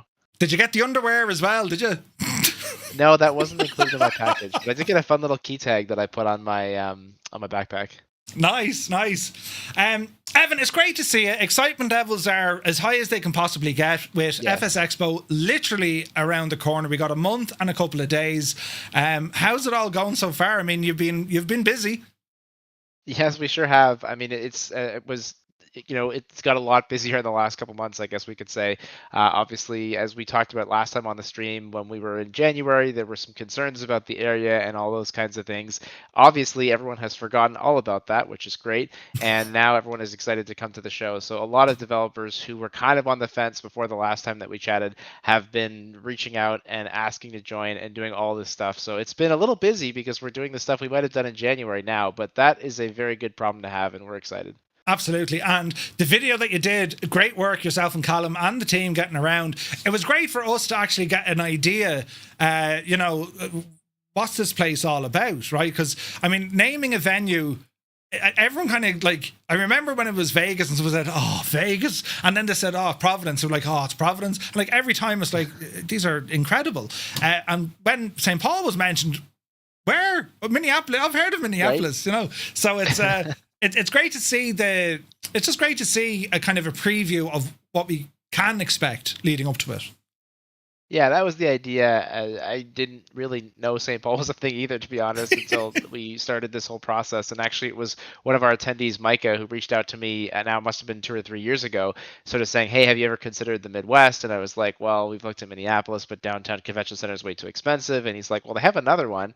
And I'm like, what the heck is St. Paul? And then I went and looked it up and went there. And, as you saw from the video with Callum, obviously really similar to Providence, very similar feel. So if you like that event, I think you'll find this venue to be very similar and also just offer that same walkability, great food, great access to restaurants and nature, and of course so much aviation in the Minnesota area. So we're excited for people to experience it for the first time if they've never been, and we went there with FS Elite to kind of give you a sense for what the area is like. So if you haven't checked out that video, it's on our YouTube channel, it's on FS Elite's YouTube channel. Just search FlightSim Expo Exhibitor Reveal and you'll learn about some of the exhibitors and more about what their plans are, but also kind of see that whole thing about what is St. Paul all about.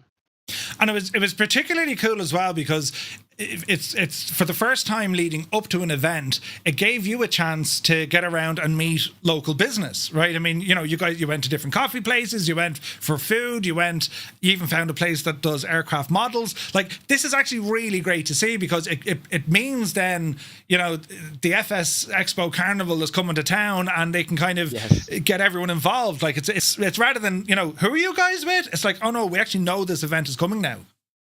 Yeah, and we picked up a couple of new exhibitors as a result of that trip, including DG Pilot, who is going to be there with aircraft models and other aviation memorabilia, something we haven't seen at the show before. We have a local high school that I hope is going to be involved with the show, coming to exhibit and share a little bit about their aviation program, which is awesome. I mean, how many places in the U.S. at public high schools can you get your private pilot certificate, in high school? That's really cool. So that'll be out, I hope, at the show. And still time. We've got a couple weeks left before our exhibitor deadline. I'm talking to a number of local aviation organizations who have picked up the idea that maybe there is something in this flight sim world for them to pay attention to. So whether we get there or not, I don't know. Real world aviation is always such a hard nut to crack, but we are trying to pull in a few more of those local aviation organizations to meet all the flight sim developers that are coming to the show. It's kind of cool, because we've seen this quietly evolve over the last few years. At least I have. Every expo I've been at, you start seeing more and more interest from the real world side of aviation. Civil Air Patrol and the Air Force with Air and so on. And this year it seems to be, expanding on that, because, I mean, it's the old story, right? I mean, yes, you can go to the traditional channels of pilot training and, commercial rating and whatnot, but when you find aviation enthusiasts who have, especially the way the world is now, I mean, the entry barrier to get involved in flight simming, considering we now have it on you have it on your phone, it's way lower than what it was a number of years ago. It's ideal recruiting grounds for people who might want to kind of, bridge that connection between flight simming and real world aviation, and even vice versa. I mean, there was a lot of pilots who were blown away by just how good these sims have gotten over the last few years. Yeah, and yet the aviation world is still not quite figured that out. We see it a little bit, and like I said, we're still trying, but why aren't the airlines here? Why isn't the FAA here doing recruiting and giving people the opportunity to take ATC exams? I mean, they could walk over to the VATSIM booth and just hand those out right at the show. So those are the things that bother me that we're still trying to figure out. You go to a local fly-in, or you go to a big events like Oshkosh and Sun and Fun, and all the airlines are there and all the flight schools are there. And like, I get it. I don't expect that, a small flight school in New Jersey is going to show up to Flight Sim Expo in Minnesota, but like, there's local flight schools. Why aren't they here? So that's something that we're still trying to work on and hoping to be able to build on in the future. But yes, like, happy to see that more than we have in previous years coming together here. We'll have a little area on the show floor that we can talk about later that will have some of that real world stuff in it. And I'm hoping to keep growing that presence. But I think the big thing this year that we're happy to have is some actual aviation mentorship happening. A bunch of airline pilots through this organization called Professional Pilots of Tomorrow, which is a nonprofit that does this kind of thing, will be there at the show. So if you're somebody who's hoping to go to the airlines, thinking about a career in aviation, you'll be able to book free mentorship spots with them right on the show floor. That will actually come out on Saturday. You'll be able to book those starting Saturday. So that's a nice thing for us that we haven't had before. And I'm hoping that's the first step to be saying, okay, airlines, okay, flight schools, time to start paying attention. Awesome. That's awesome. So, okay, FSExpo this year, you're doing something very different when it comes to the routine. So usually folks might get in Wednesday, Thursday, maybe even Friday, and we have we get all the announcements primarily on Friday, and then they kind of drift into the weekend. And usually once the announcements are over, Ash, we'll go for a pint now, and we'll go in our own different directions. This year is different because, well, you actually now have access to the show floor on a Friday. Which is it'll be interesting to see how it works, because for exhibitors it's great, but also then for people who want to visit, it's doubly great, because now they can figure out who they're going to get around to over the next day or two. So yeah, what's that been like to kind of organize and get up and running? Yeah, that's the big new thing this year is adding that sort of Friday exhibit hall. and the opportunity for people to get into the exhibit hall right after the announcements end at 4:30 on Friday, June 12th. And we're going to see. I've had a lot of exhibitors who are really excited about this. I've had some exhibitors who are like, I can't believe that you're making me, after all this work setting up on Friday, you're going to make me talk to attendees. Like, I'm going to be sweaty and I'm going to be tired. And I'm like, well, suck it up. So we'll see how it goes. I think I'm excited about it. I'm excited to see what people think. We have a lot of people who can only make it to the event for one day. And if Friday's the day they can make it, it's exciting to us that they'll be able to see the exhibit hall for the first time. And I think it'll give people, especially exhibitors, that opportunity to kind of like test out their booth, because it won't be the full audience on Friday. Typically it's like maybe 1,500 to 2,000 people versus the like 2,500 to 3,000 we hope to have on the Saturday. So it's a little bit of an opportunity to try, and they have some time at the end of the night Saturday to make some tweaks and change things around. But we are going to see what people think. We'll see what attendees think. We'll see what exhibitors think. But I think it's a cool idea. And like I said, and like you said, it just gives you that a little bit of extra time in the exhibit hall, because everyone always comes to the show is saying there's not enough time in 1 day or 2 days to get through the entire thing. Probably 3 days isn't enough either, but at least we're giving you a little more time in the exhibit hall this year than you've had in previous years, and that's exciting for us. Plus, if you're interested in online ATC, you'll be able to catch the beginning of VATSIM's F&O, which will be also happening that night live from the show floor. They get to stay in the exhibit hall after everyone else gets kicked out, but you'll get to see the first hour or so, I think, of it. That's brilliant. And I love the fact that you're able to tie it back into the virtual side as well, because, if folks are lucky enough they can attend the event, brilliant. They've all this to look forward to. But also then for folks who can't actually make it there, apart from a VATSIM event on that Friday night, well, there's loads of options then in terms of staying up to date what's going on from the entire weekend for those who can't make it in person. Yeah, exactly. I mean, obviously, in the FlightSim side, you've got Batsman doing their events, and I think they'll be staffed all weekend in Minneapolis. SayIntentions, like in previous years, is making the area around the show free for anyone to try. So if you're at home, you want to kind of celebrate some FlightSim Expo stuff and try out SayIntentions for the first time, there'll be an area around Minneapolis that you're able to fly in and get the SayIntentions experience for free, which is really nice. And then in terms of the show itself, we do have our online-only event. Those tickets will be going on sale shortly. You'll be able to get them right off the Get Tickets page, and you'll have access to buy for just $15 every single seminar that happens throughout the weekend, from the Friday announcements through to the educational stuff happening Saturday and Sunday on the FS Elite stage and the SayIntentions stage. And then in addition, you get a walkthrough of the exhibit hall. So FS Elite, our media partner, takes the camera, they go around the show floor. If you have questions, you put them in the chat, they ask the exhibitors as they're walking around. So it's a great opportunity, if you can't make it to St. Paul, to still participate in the show, still help us support. Obviously, there is a huge cost in AV and logistics in pulling that all together. So that's a great way to help support the show and support this hobby that we all love for $15. You'll be able to see those tickets on sale on our website in the next couple of days. But it's also not too late. If you're on the fence and you're thinking about it, come to the show. There is so much more to see and do than, of course, you could be able to possibly see online. The experience of being in the room when that new product gets announced, the experience of trying out a new piece of hardware for the first time, of meeting the developers behind software, of meeting Tuto Murphy and seeing him in an Irish bar and going and hanging out for a pint. That's the kind of thing you can't get online. So we do this online all the time, all year round. Make this the opportunity to come out and enjoy the show with us. It is only once a year. Do not let it fly by. Come visit us. There's still a month to go. You got lots of time to make your plans. Awesome. Now, I mean, about the show itself as well, with this video, yourself and Callum, you went through some of the exhibitors who have already signed up, and even kind of given an idea of where these guys are going to be and where we would expect to see them around the show floor. I mean, the venue itself is massive. It's huge. I'm trying to, from the videos, I'm trying to put a scale on it. Would this be one of the larger ones in terms of a venue?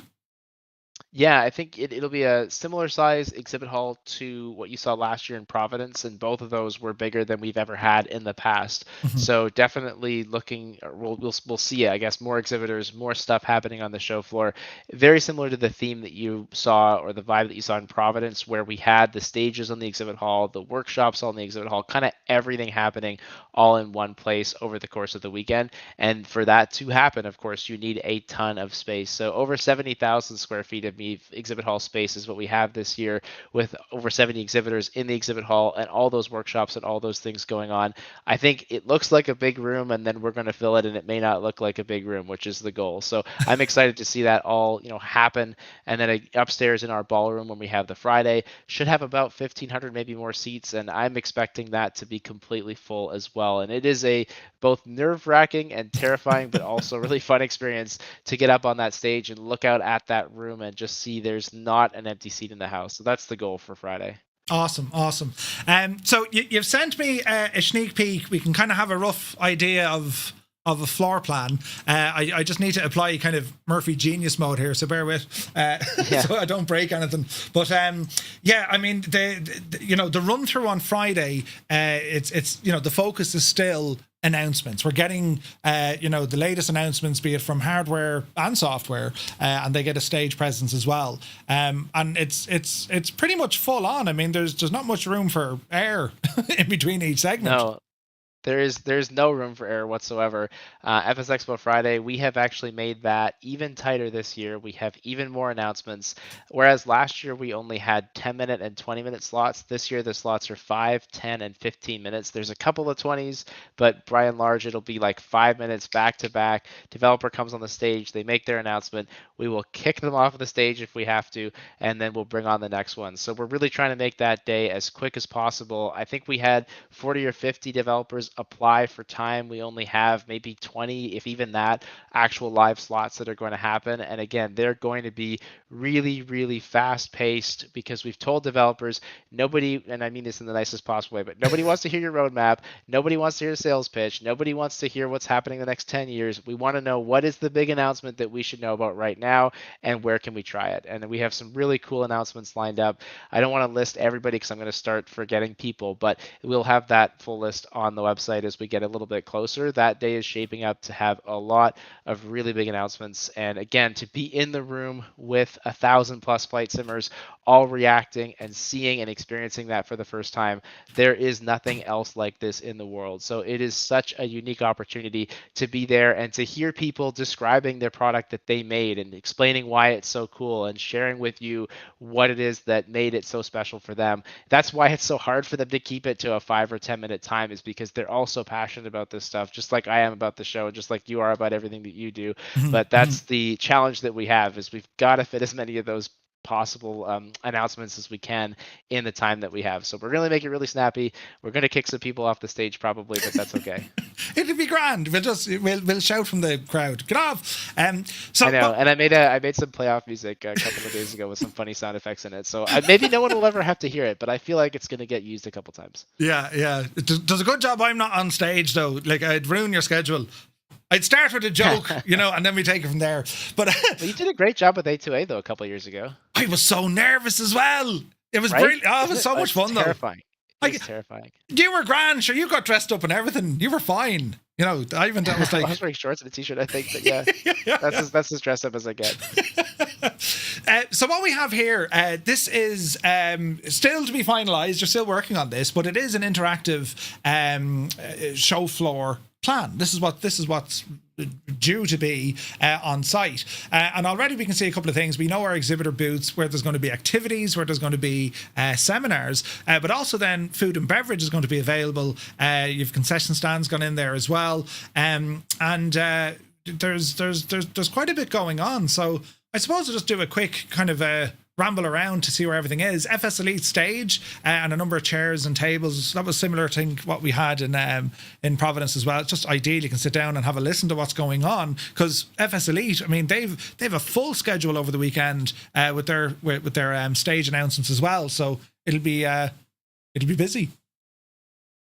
Yeah, absolutely. FS Elite has done an amazing job with us. They've grown their presence every year as our top media partner, and the stage is really the culmination of all that they do. I mean, they do so much more on the show floor, including that walkthrough we talked about, but having that stage there, if FSExpo Friday is like the big announcement where you share that quick thing, the FS Elite stage is the place where you go as a developer to share the roadmap, the Q&A, the details behind it. So I love when a developer comes up to the show, they announce something big on the Friday stage, they have that thing at their booth on Friday, Saturday, and Sunday, and then like maybe Sunday afternoon on the FS Elite stage, they give you the backstory on Like, how did they get that content from that aircraft manufacturer to put that system in the simulator?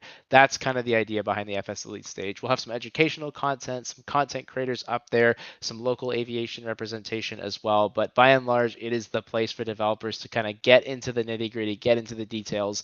And again, if you buy our online event ticket, or if you're coming to the show, you'll have access to all of that. And as an attendee, everything gets recorded. So obviously you can't be in that many places at once. You can always go back and watch those recordings through all the way till August. Awesome. And it's funny because we've seen this before. It's not the only stage. As you say, FS Elite have their schedule, and then you have various workshops going on. I remember X-Plane last year as well. They ran all sorts of different workshops, be it, plane maker and understanding the sim a little bit better. But also SayIntentions have a stage presence once again, and they have a full itinerary of different talks and stuff that's going on over the weekend as well. And like the positioning of everyone is actually pretty cool because you're so far away from kind of everyone, but yet you're still in the one area. Do you know what I mean? So it's going to be flat out between what FS Elite are doing, what SayIntentions are doing, and then you have all the individual exhibitors as well. It's probably no surprise we see the hardware guys taking up the most space. I mean, it makes total sense. They want to show off their hardware, and we can see that we have I won't say the usual suspects because it's the hardware developers. I mean, we saw them at FS Weekend, we saw them previously at FSExpo. Before that at FS Weekend, you can actually see for most of them their products evolving and new products coming out very fast. Wind control being up there with them. But I think what's kind of cool this year as well is a lot of noise around Thrustmaster, and they seem to have a sizable spot this year as well. Yeah, so we have actually more than 25 new exhibitors this year, which is really fun for us. And so some of those names you haven't seen before, we'll be publishing in a press release, and a little bit more detail will come out about that later this week. But Thrustmaster, huge announcements expected from them. Their focus this year is on the civilian flight sim space. So we have seen announcements from Thrustmaster before. A lot of their stuff recently has been combat and space related. So the fact that for the first time this year, we're starting to see a little bit more in the civilian space, that's really exciting for us. They're obviously going to kick things off with the FSExpo Friday keynote, and then we're expecting some big things at their booth. Obviously, I don't know anymore, but I couldn't share it if I did. But they are definitely doing something big this year, a bigger presence than we've seen from them in the past for sure. Interesting. And yeah, just looking around the show floor, I mean, Doff Reality are there. Virtual Flyer there, Octavia there, Cockpit Crafters, Wind Control, of course, MK Studios, Altimeter Motives. I love those guys. Those panels are so nice. Desktop so Pilot cool. are there. There's so much going on here, and the layout just seems to be kind of ideal because the concession stands and WCs, they're all on the outskirts of the exhibit floor, right? Meaning that you can't go too wrong. I mean, you're either going to be on one side of the room or the other. So that's... we tried to keep it all kind of nice and contained in one place, so you're not having to look for where's this going to be or where's that. It's just all right there for you. I know there's a couple questions in the chat. Do you mind if I answer a couple? Yeah, of those? absolutely. Go ahead. Yeah, so just let me see if I can pull these ones down here. I will say menu for the food from Old Veteran. If you click, if you click on the concession stand, there is a link to that. You can bring the food up if you want to, or it's at flightsimexpo.com/menu. You'll see the menu. You'll see the hours. I think it's linked in there. Yeah, so it is. If you can bring that up, great. If not, you can access it there at flightsimexpo.com/menu. Homewrecker Zeppi says, will this be streamed live? So Friday will be streamed live on YouTube, probably be on Two Tones channel as well, and a bunch of other live streamers channels. And then our weekend stuff is available with that online only ticket. So if you buy the $15 ticket, or if you're an FSA captain, you'll have access to see everything that happens at the show. Really easy way to help support if you are interested in that. Question about Navigraph, similar presence. I think it's actually the same presence. They've typically had, I think, a 20 by 20. So I don't think they've gotten any smaller. They're bringing a ridiculously massive team of people, and I know because I helped book their hotel rooms. So I think it's like 30 or 40 people, something crazy like that. Once again, but hugely supportive. And then on top of that, they are a Diamond Plus sponsor this year for us again, helping us out with the badges. So if you've been to the attendee portal, you look at the badges, you'll see the Navigraph design on there. Sorry to interrupt, but I just thought we should we would just answer answer a couple of those questions. No, 100%. I already see in the menu here, like a can of beer and a hot dog. I mean, what more could you possibly want? It's brilliant. But no, it's great to see that you have a menu and there's prices up there as well, which is great to see. And then the hours of operation. So from Friday all the way through. Yeah. So also important as well, bring your own water bottle. There's free filling stations that are going to be available throughout the venue as well. You know, so Gibbo wants to know, can we interest you coming over to Dublin next year? Gibbo will get you the first round. It's a free bar. Just it's a free bar. When you get there, you're handed a Mars bar. Right. But no, it is great to see that. I'm very kind of stealthy here now that I'm not breaking things. I'm very impressed at how much I haven't broken yet. I know. Thank you for that. Right. If I just wish I knew how to do this many other times that I didn't leak important information. Brilliant. But yep. Now there's something over this a stall flying workshop. Is this just because it's a nice picture of an airplane, or like is there a plan here? Or I think it's going to be a real airplane.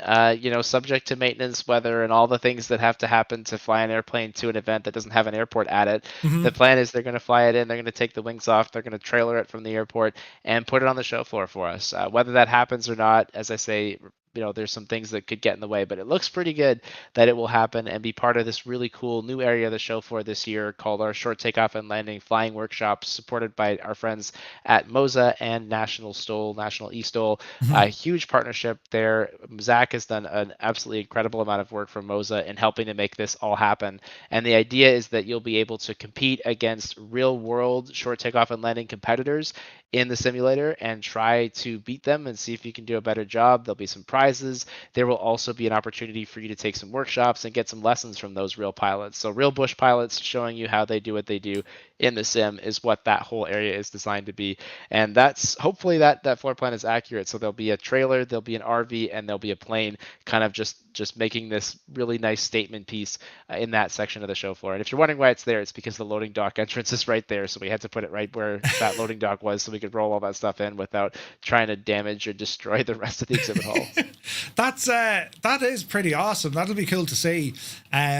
Yeah, I love that. Especially if they're bringing, like, again, like it's I don't know what the fascination from flight simmers when they, you know, they speak to real world pilots. We try and look for like the most ridiculous information, and like they're like, what are you talking about? We're like, no, right? you know, Exactly. you know, and it's hilarious.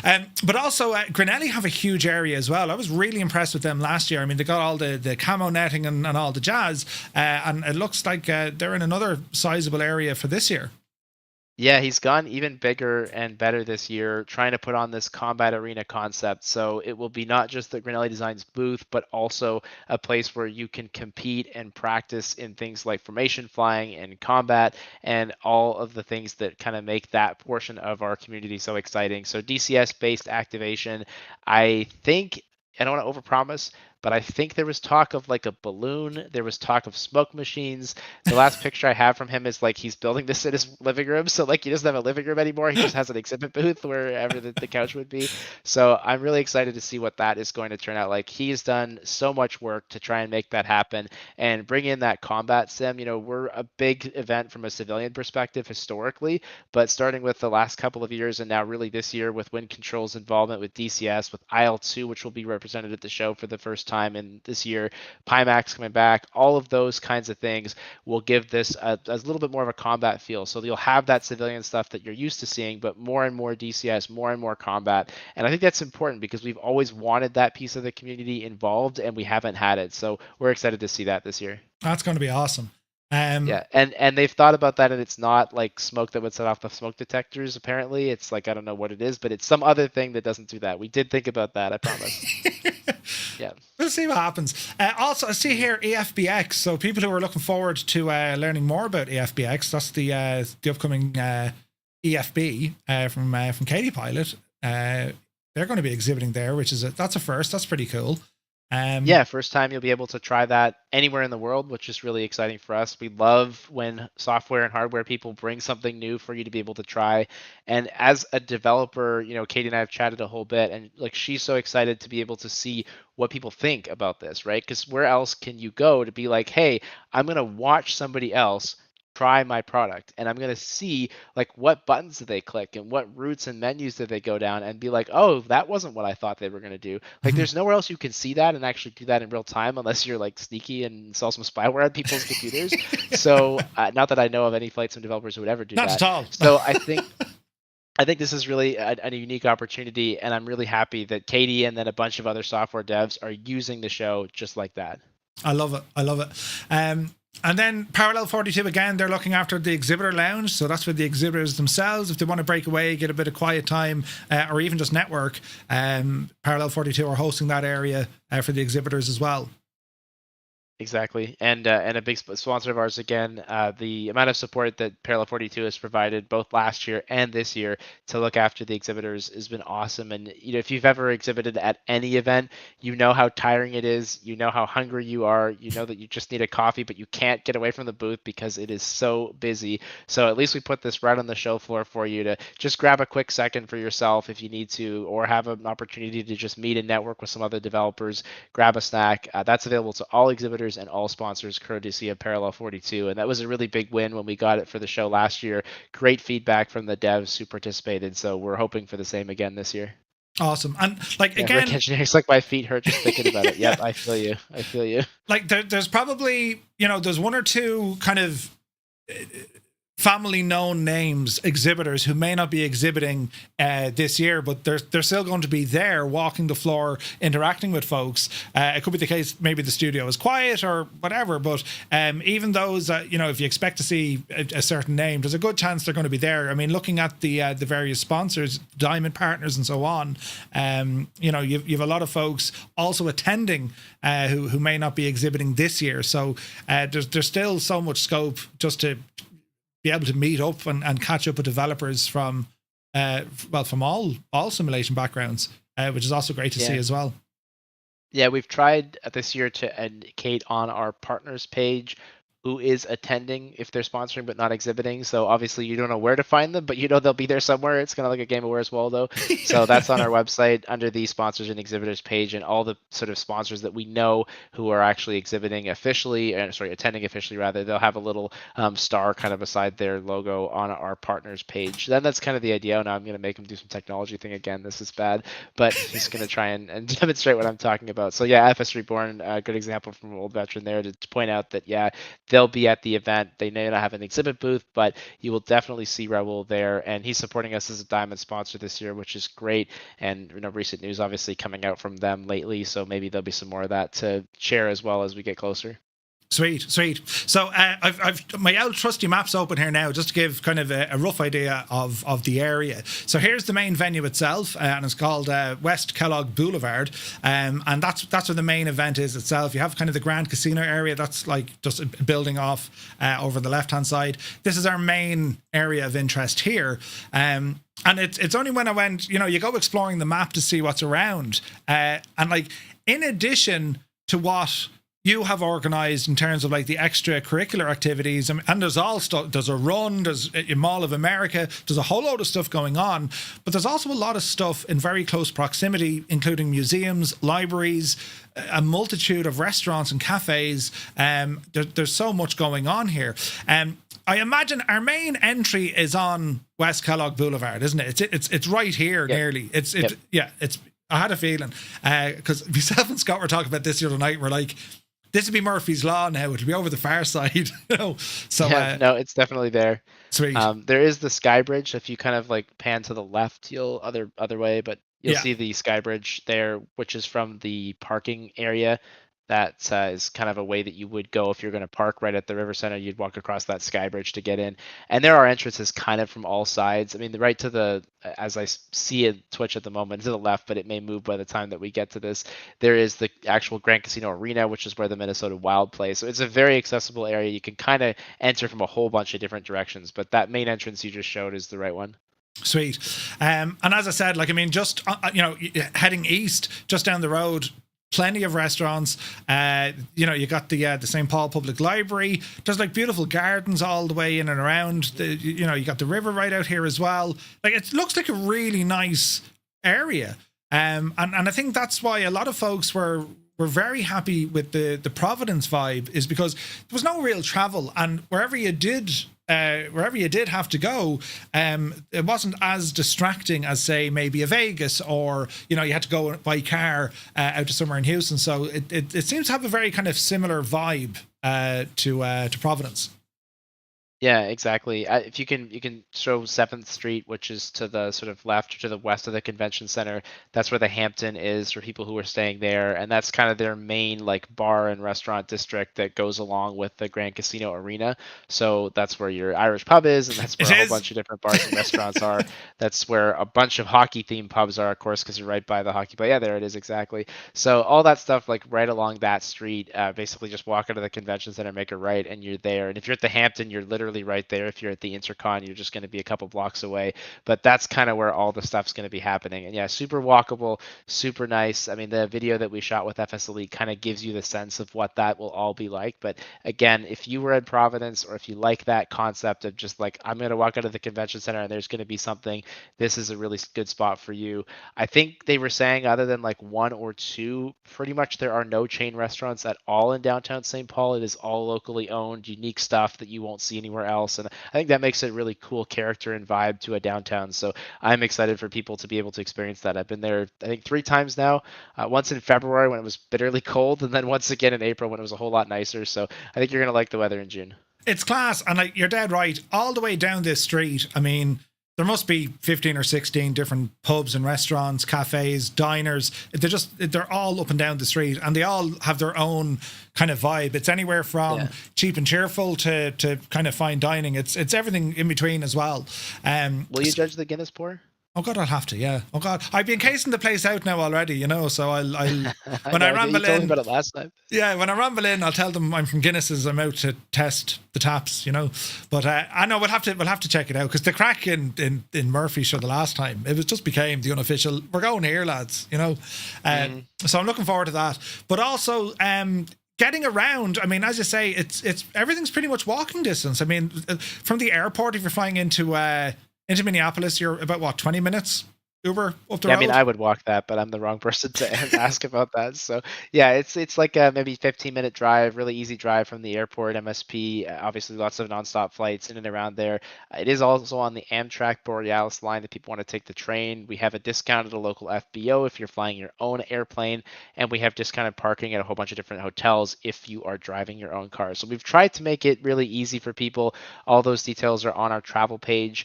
At last check, there was 1 hotel room at the Hampton left. We'll see if it's still there by the time we're done with this. Once that is gone, we will have another place where you'll be able to book some hotels if people are still trying to get in last minute. So definitely try to make it super easy for people. And then, like you said, everything when you get there is very walkable. So if you're staying at one of our properties, or you're staying in downtown St. Paul, really no need to rent a car. It's all just right there for you. And of course, like if you did need to do a ride share or something, that's all available too. So be really easy to get from the airport. Probably taxi, ride share is your best bet, but there also is a bus and light rail transit that gets you in and around that area. The light rail station's 5-minute walk from the convention center, so it really is all just right there. Sweet. And on the Friday again, the FSA Captain's Dinner, that's taking place on the Friday? Zamboni's, yes. Oh, Zamboni's. Oh, grand. Okay. That's so only here. Of course, there's a hockey themed bar like right across the way from Grand Casino Arena. It's right. So, I'd be looking out the window from the Irish bar. It's literally across the road. Yes. So that's where our banquet will be on Friday, and also where the attendee dinner is on Saturday that folks can sign up for, happening right at Zamboni's just across the way. One of the, or 2 of the many fun social events that we put together. You'll find those details under the add-ons tab of our website. But for people who, obviously you have your own group of friends, wonderful, have a great time. We tried to put these other fun activities together for either groups to do, or for people who may not have a group of friends. Maybe you're coming to the event for the first time. It's such an easy way to meet people, to go out to a dinner or go on one of these tours to the airport, and you instantly have 20 people that you've now met and talked to and gotten a sense for who they are. And because everyone is so interested in aviation and nobody's judging you for the amount that you're interested in aviation, unlike the rest of your life, you could just ask people what's your favorite airplane, or what do you like to fly, or what simulator do you use, and bang, there's a conversation going. going. I mean, I had that experience. We were in Holland. We went to somewhere downtown Amsterdam, and like I was sitting beside someone who I hadn't met before, and we just started talking, and it was like, okay, so like, what do you like to do in the sim? And like an hour went by, and we're just like, oh, look at that, we're here. Like that's just how this kind of thing works, because we're all flight simmers. We're also passionate about aviation. This is just another way to help meet some people and make some friends in flight sim. It's awesome, and as you said, the extra activities, be it you're organising the trips out to the airport, you're organising there's a 5K or 5 mile charity run, Yeah, 5K. 5K. All right, Yeah, let's get that one right. when are you doing that? Saturday, is it? Friday morning. It's Friday. FSExpo's thing. Yeah, Yeah. I would do it, but I don't know that I'll have the time for it. But, Yeah, I'm the same. I I have to be in that place to hold the table for the guy. But yeah, no, they're going to have a great time. Oh, come here. The weather as well. Like, we're expecting pretty warm weather, right? Yeah, it should be nice, but not like Vegas and Houston nice. It should be just like walkable nice, I'm hoping. Can get a little humid there in Minnesota sometimes, but I think we're early June, so I'm thinking it's like the 75, 80 degrees Fahrenheit, kind of the mid 20s Celsius. I'm hoping for sunshine. I'm hoping for nice weather. Usually that's the kind of thing that you expect in that area. So hopefully it'll be very Providence like. We got really lucky with the weather last year. I don't think it rained at all last I checked. Of course, I was in the event venue for the whole weekend, so if it rained on the weekend, I wouldn't have known anyway. But yeah, no, I think we were good. And then the last, or one of the last ones, it's out to Mall of America, so it doesn't really matter what the weather's doing if you're going on that tour. I couldn't get over the scale of this. I was like, oh yeah, sure, it's an owl shopping mall. No, right? No, it's ridiculous. Yeah, so two things on the Sunday, the Mall of America, which we'll talk about, and then our walking brewery tour, where you can get a tour of the St. Paul history and all the brewing history that goes on downtown. It used to be a big gangster hangout, apparently. Who knew? So there will be a lot of the history of that gets talked about, and you get a beer of your choice at two of the stops that they make along the way. So that's the brewery tour. It goes right from the convention center, and then you're there at Mall of America. So this trip, you get a bus out to the mall, and then you get the Flyover America ride, which is like one of those kind of interactive flight sim rides where you're like sitting there and the ride moves and you get shot at with water and smoke and all those other kinds of fun things. So that ticket is included. You'll go right to that to start off your time at the mall. And then afterwards, you have time to explore, whether you want to go shopping or go on the roller coasters or go on the aquarium or the other attractions they have. It's something like 40% is shopping and like 60% is attractions or something like that. So as you can see, a ton of stuff that happens there. The bus back will go at 6. I'm very curious to see how many people actually make it on that bus, or whether people just decide they're going to hang out longer and then find their own way back. But that's how that trip goes. And we just, again, wanted to give people, if you're there by yourself or you're there with your spouse, partner, they don't necessarily want to go to the flights and stuff, but they're being dragged along for the weekend anyway. These are some great things that you guys can do as a couple or as a family at the end of the show to be like, all right, I've had my fun in the flight sim world. Let's go do something as a family. Awesome. Yeah, can't wait for it. Cannot wait for it. I think the closest thing Murph gets to 5K run would be a pub crawl. Nice. Yeah, accurate, nice. Pretty accurate. Although the outstep counter now does be flying. It's you get many steps in, which is great. So yeah, no, I'm looking forward to it. I mean, it's I was asking you this the other day. I was like, where does the planning start when you're looking at a venue and you're trying to figure out, okay, everyone is going to suggest, hey, you should really go to my town because I think that'd be great. And then you got to filter out through all of that stuff. So, I mean, I imagine next year and even the year after, I mean, there's got to be like some sort of a wall chart that you guys have to plan.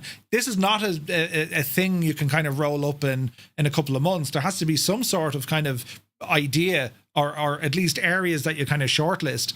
How is that list looking for next year, or anything to share on that yet? Will we find out on the Sunday like last year, or what's the story? Yep.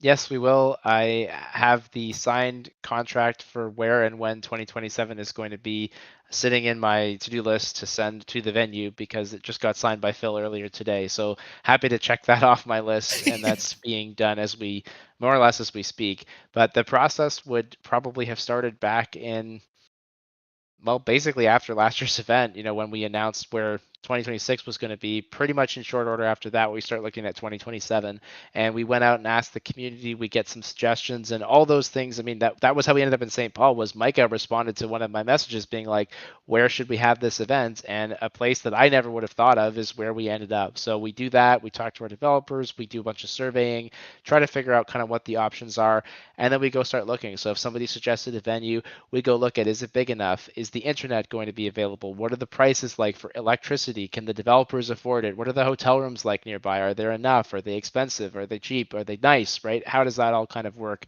Can we get people from overseas there easily? Is there good connectivity, or are you going to have to take 3 flights to get there? And then you sort of narrow it down to 5 or 6 different options. Then you start sending out the RFP, seeing if they have availability. We take up a lot of space as a show, but we don't pay a lot of money. So we're not rich, right? We don't have $400 room nights. We don't have a bunch of developers who are big corporations who can afford to spend $1,000 a day on internet. So that will eliminate a lot of venues like right off the bat. And you just keep whittling it down from there, and you start having conversations with different venues and try to get to the right fit. And a lot of the time, because of how unique our show is and how different we are from like a medical convention or a dental convention where there's just money to spend, because of that we kind of have to find the right spot for the venue that we're talking to. So I think for 2027 we found that probably we wouldn't have been able to go there every year, but this happened to be the year that was good for them. We happened to fill a good spot in their program where they were able to give us some of the stuff that we needed, and that's important. I think many of the years, thinking about back to Orlando in 2019, that venue worked for us because we were able to fill a gap. They had a program that ended on Thursday, they had a program that started on Monday, and we were going to come in Friday, Saturday, Sunday. And so because we filled that gap that they otherwise weren't going to sell, they're like, yeah, we'll give you rooms at 150 a night. These days, you just can't get that in Orlando, and that's why we haven't been back there. Yeah. No, it's a fascinating insight, and like my hat is off to you. I mean, there are more, like there's an easier way, Evan. I mean, right? I mean, you can watch movies at night time, but no, it is very much appreciated, because like the amount of work that goes on behind this, and I think this year it's more it's more visible now, particularly that you did the video with FS Elite showing. Even going out to the venue and speaking with local business and just figuring out cool things to do. And, at the end of the day, a flight simmer at heart, the community, I mean, there's going to be folks going as groups. There's going to be folks going out on their own. It's how do you kind of fit everyone in and just try and make sure everyone has a good time. I mean, it's not the largest demand list in the world. You just want to make sure everyone has a good time. So the amount of work that goes into that, it's frightening. But thanks. It's brilliant. It is. You're right. It is frightening. Mr. I don't know, TPHI. I'm not saying something right, but pointing out that like Toronto, yeah, very difficult. I mean, we looked at Canada, looked at Toronto, looked at Vancouver. I'm in contact with the destination teams for both of those cities and Montreal as well, just trying to see if there is an option. And like, I think the pricing I got back from Toronto, and this is early days, but it was like $350 US for hotel rooms. And I'm like, guys, like this just isn't our group. Like, I'm sorry. I know if you have other groups that can pay you $350 US a night, you should take them. They're a better deal for you than us. And I have that conversation quite frequently with different developers or different cities, different venues across Canada, across the United States, where they're trying to get us to come up on room rate. And I'm like, guys, if you have somebody else who's going to take that rate, you should go with them. They're a better group than we are. But when we find that venue or that city that's hungry and that wants our business and that has that gap to fill, and we can get the price to the spot where we think flight simmers are going to go for it, that's the kind of venue and that's the kind of place that we look at. So Toronto is something that I would love to see in the future, but I just like was just said, I just think it's too expensive. And there are so many cities that I would say the same thing about. Yeah. No, it's we've seen it. I mean, like, traveling from Europe, it's gas. Like, we've seen flights that we would pay from Europe that US citizens would pay for, like, inside their own country having to fly for, or they might have to, there could be 2 flights involved as well. It's nuts. Like, it's very hard to kind of please everyone. But no, it's pretty cool. Heisenberg asking, are there any options presented for the vote for this year? Or is there options for the future? Is that for venues? Yeah.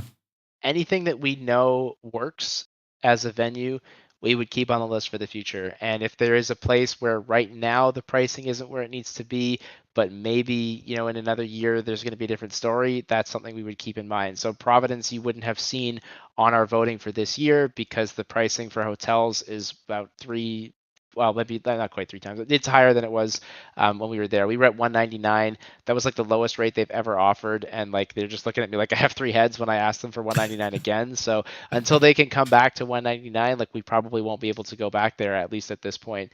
Colorado Springs, I mean, just I don't know how much we want to get into a discussion of possible venues, but like my instant reaction is like, well, how is Tuto Murphy going to get there because there's no nonstop flight from Dublin? Whereas a place like Minneapolis or a place like Vegas or a place like Orlando, Aer Lingus and probably a couple other people probably are going to fly there. So that would be the kind of question that when somebody sends me a venue, that would be a question. That doesn't mean it rules it out, but if I was comparing, Colorado Springs to Boston, right, that would be one of the questions. It's like, well, we've got a lot more nonstop flight options.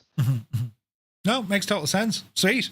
Evan, as I said, it's a month and a week, if even less. It's going to be full on. We'll be definitely keeping our eyes peeled for more news because, as I say, I mean, you've more news to release in the coming days and weeks, and we'll definitely be keeping our eyes on that. And very much looking forward to catching up with you over there. And I'll lead you astray in a small Irish pub. Yes. And yeah, dude, it's I'm excited. It's going to be great. There's a lot of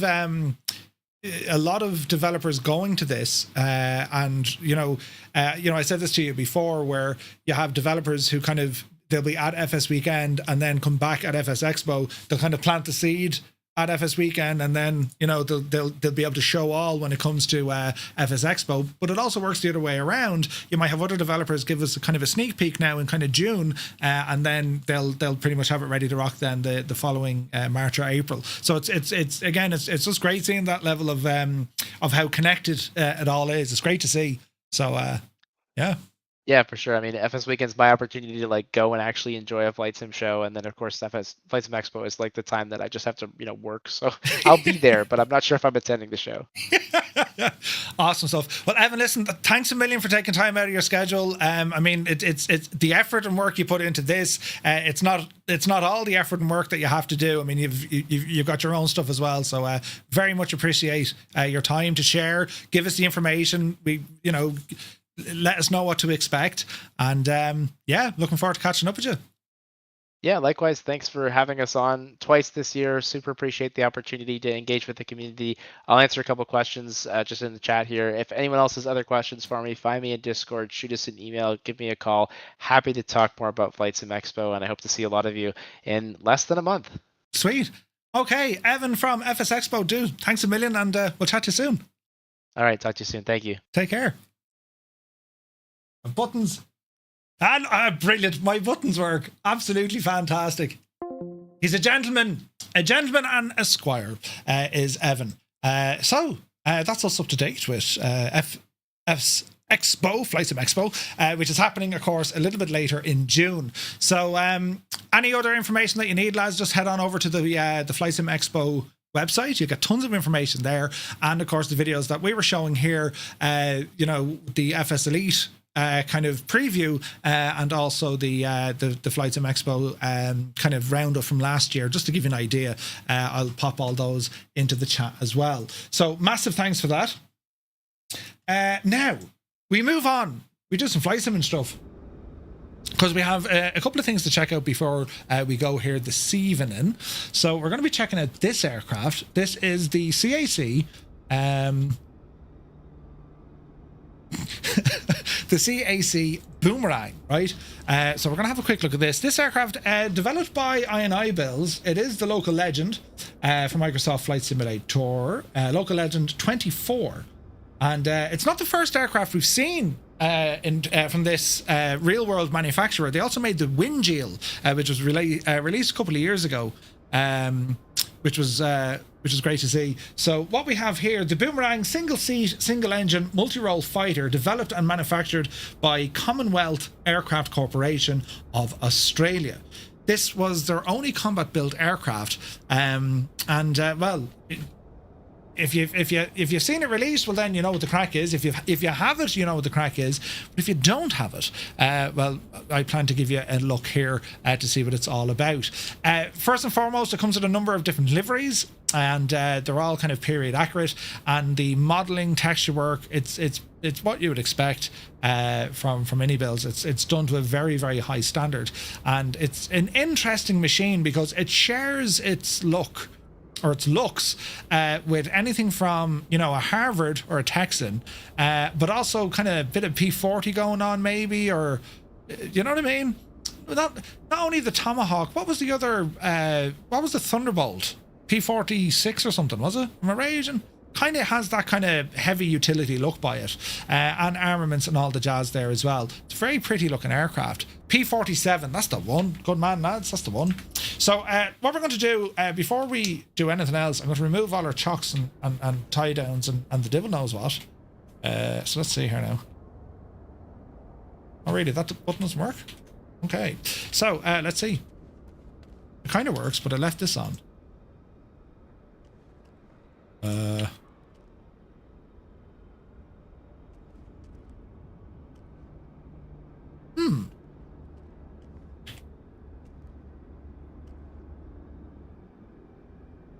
Okay, that's awkward. This happened to anyone else? Do they even come off? Maybe they don't. They're like machine gun covers. Maybe they don't come off. Did I get me storage? I think I did. I think I did. Right, so machine detailing, very, very nice.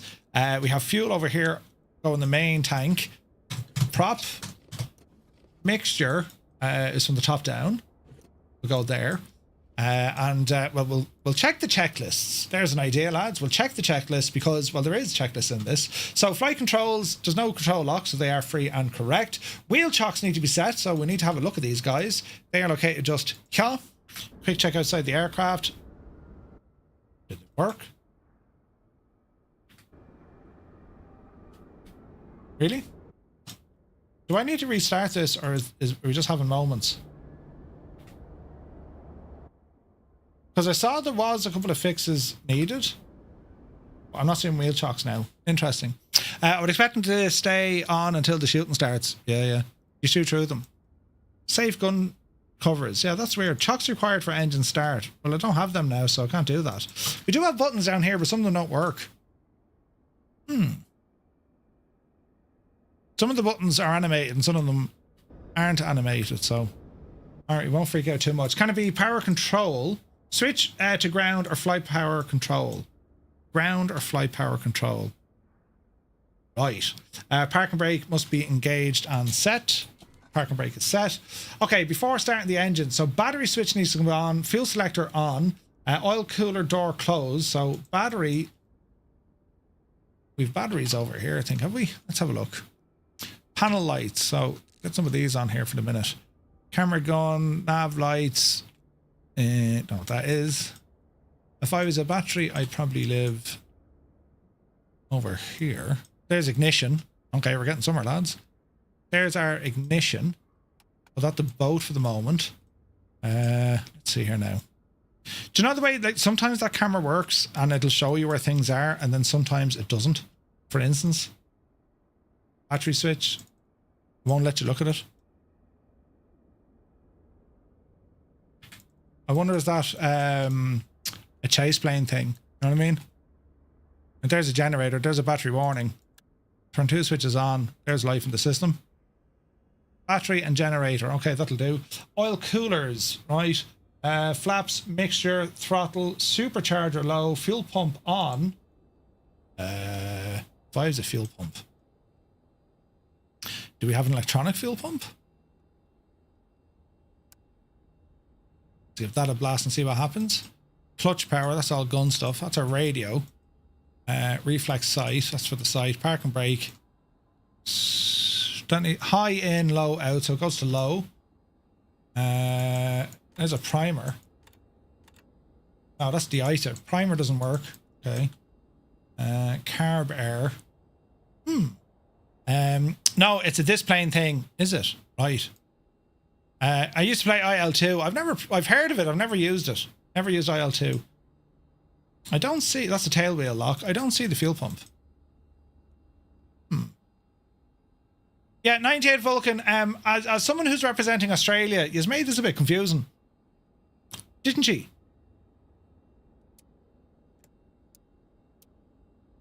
I'm trying to think. These are all lights, right? And we can throw in some extra instruments, which is nice. But I'm unsure where we're at in terms of a fuel pump. So let me see. We pull and wait and then push. This may not work. This is like an energizer system.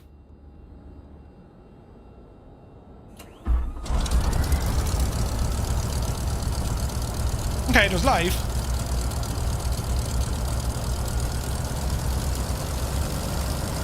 Now we still have our battery warning.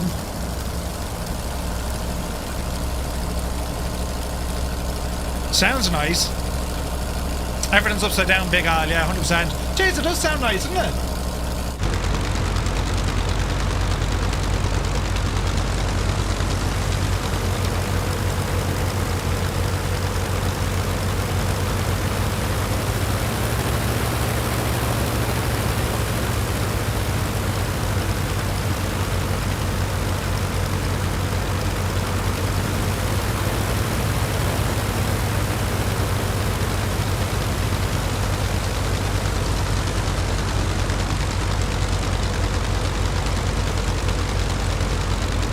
Fine looking machine.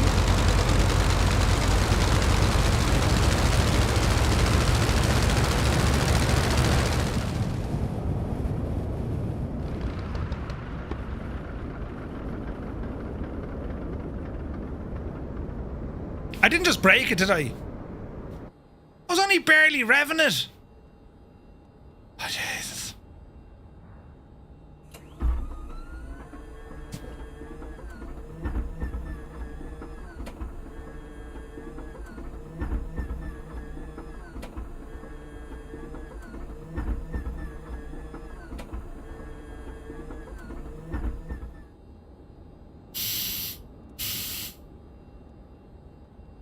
Hydraulic pump.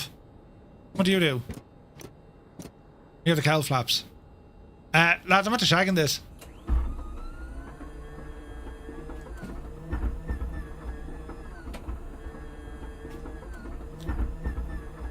Can you fix it?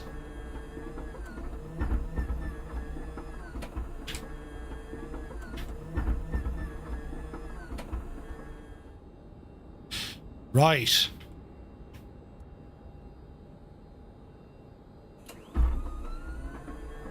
Cyrus T is here, good to see you. Don't look at me face, Cyrus, I'm after breaking something. Can I get a refund? There are no refunds. You can shag right off. Control E doesn't work. Right. Oh, how do you... Fuel? To look at this big E just... Listen, I've even tried the auto repair. It's dead, Jim. Oh yeah, she's probably dead. Mother of... We'll edit all this part out, right? I only barely, like, I didn't even rev it hard. Stupid thing. Oh, Jesus. Holy Sim having an absolute conniption moment. Me cameras and everything froze. What the actual...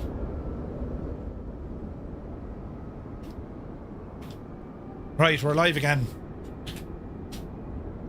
Just like starting the Skoda. Yeah, reboot the PC. Are you mad? Studies, you know, no alert, yeah, I turned them off and then I'm waiting on them to turn back on again. Works every time. Who's in charge? You haven't a clue what you're doing. Shut up, will you? It's grand. We're moving now. I've no idea what happened. Methinks this plane needs a bit of a... Oh, jeez, I nearly rolled it. Methinks this plane needs a bit of an update. It's very pretty though. Right. I mean, it sounds great. I'm just terrified I'm going to break it. Easy now. Easy now. Right. Let's see what happens here.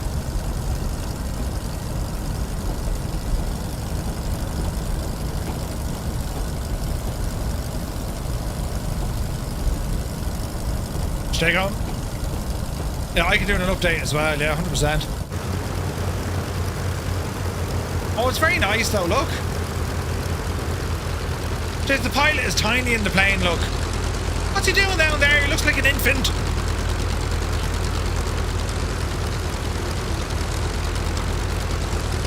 Would he not be higher up than that, no? That's not right. There's no way he's that low in the plane.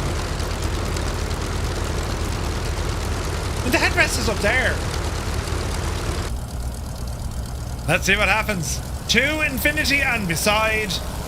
Please don't make me die.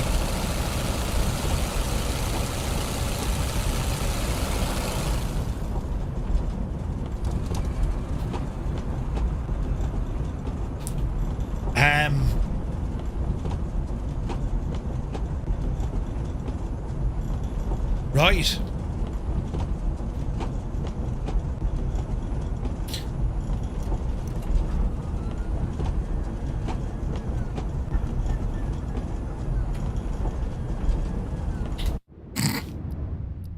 This is very bad.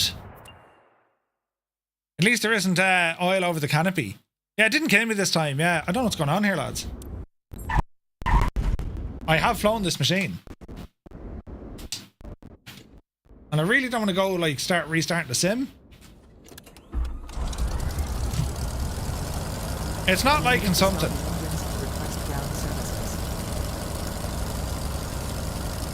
It's not the plane, it's the pilot. Lads, I don't know who we blame on this one. Cowl flaps are open. That's, yeah. Listen, don't you start. This could have happened to anyone. It just so happens it happens to me. Manifold pressure, RPM. Where's RPM? Cylinder head temperature. Is it because she's not warming up? Jesus! Right, we almost died. Is it because she's not warmed up, maybe? Doesn't seem right. Cylinder head temperature.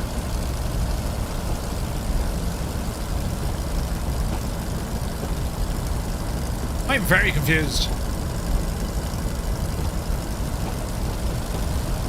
I'm afraid to rev this. Look, manifold pressure's like at 1,000. Watch the RPM now this time.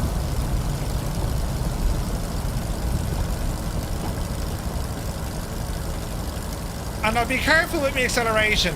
2,000 revs, let's see what happens.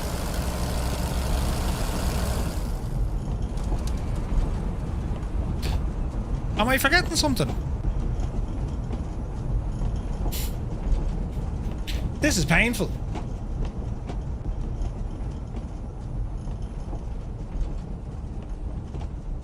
Cowl flaps, mixture, throttle, supercharger, right? Starting the engine, grand. Throttle, maintain throttle around 2,000. I can't, the thing dies. RPM gauge, drop 100 RPM, grand. That's a mag test. Prop control, using throttles and prop. I can't do that though, it dies. This guy. Honest to God, like it dies. Fuel valve is on. What's it doing off? Ah, Jesus. Okay, so you can fly the plane with the fuel tank off. Let's see what happens. Oh, mother of Jesus.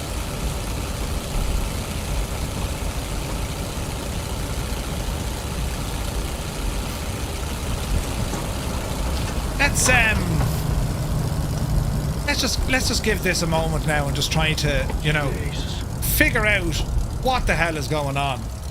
Because this thing is absolutely shagged. Right. Cam, Nelly. That's a wheel lock. Lock the wheel. Trims, rudder. What way is that prop spinning? Right. Rudder this way. Flaps. Unlikely we need flaps for takeoff, but let's see what happens. Right.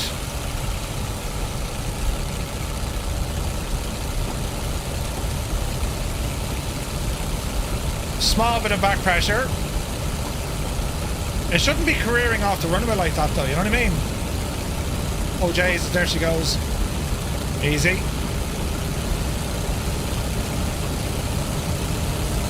Little bit of back pressure.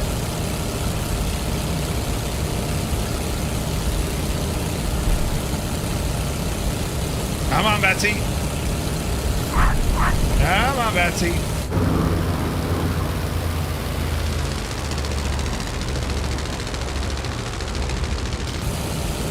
Don't stall out now. The speed's coming up.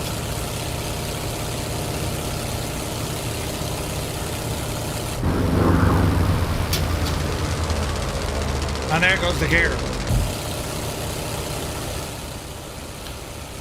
I was. No, it's coming right now. They just don't tell you. That needed an absolute bar load of rudder trim. And how did the thing start with the fuel off? Most unusual. Right, what's the manifold pressure? Easy now. RPM, 2400. Keep it somewhere there. Okay. Easy now.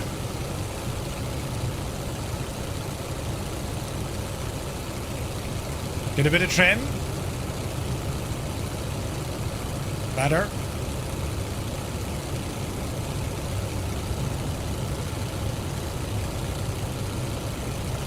To be fair, the first thing, this doesn't fly like anything else, and that's actually a good thing. But like, Jesus, there's the rudder. We're almost trimmed. Easy now. Alright, that's pretty well trimmed there now, look. That's not bad. Sounds great.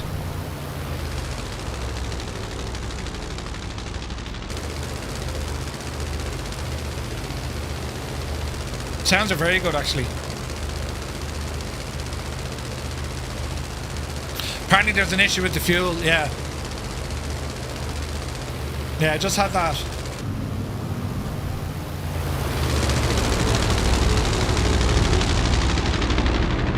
Oh, there's really good engine sounds in here, listen. You need to be fairly far away. If it gives us a really far away one, you'll hear it.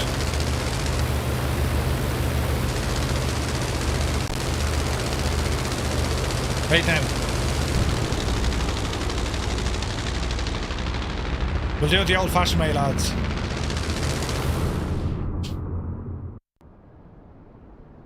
Now.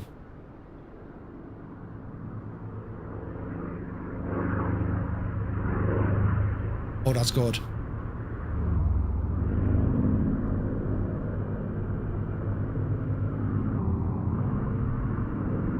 There I am.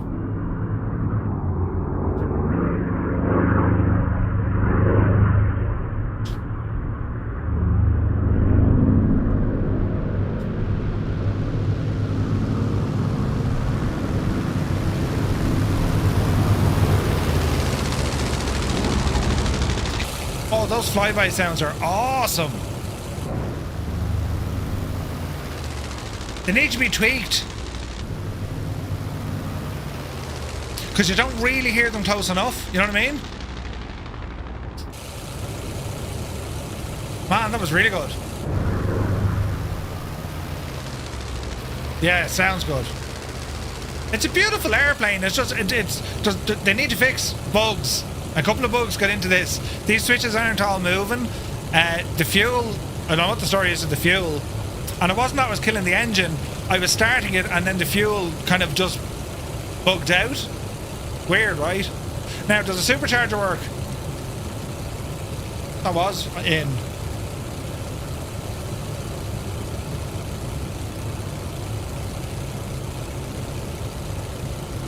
Oh, nice. You can change the sight. That's pretty cool.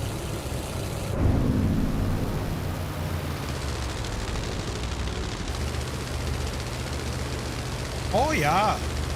It's actually quite maneuverable as well.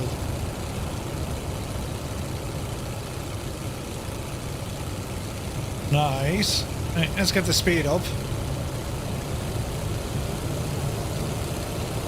Good sounds. Alright, 240 miles an hour.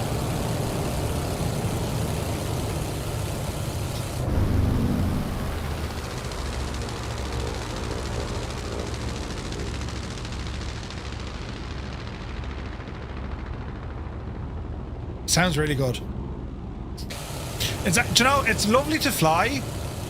It actually, genuinely, this is really nice to fly. It trims so very well. And it's a cool looking plane. A couple of bugs. They just need to fix those. There will be a patch, no doubt. But like, do you know what the cool thing is? Like, if it wasn't for Microsoft Flight Sim, I mean, would you have ever known about this plane? It's kind of cool, isn't it? Like, it's mad when you think of that.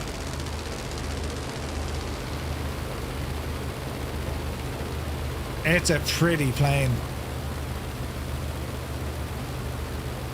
And like, that exhaust is just freaking mad looking, isn't it? The heat distributor.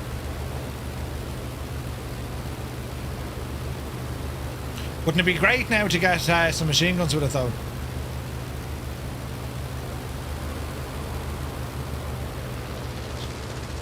Very nice.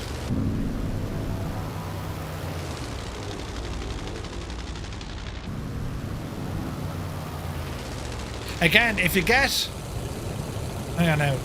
If you can get ahead of the camera... No, if you can get ahead of the plane... These sounds are only friggin' brilliant. Jesus, good luck finding you now, Murph. Here we are. Listen.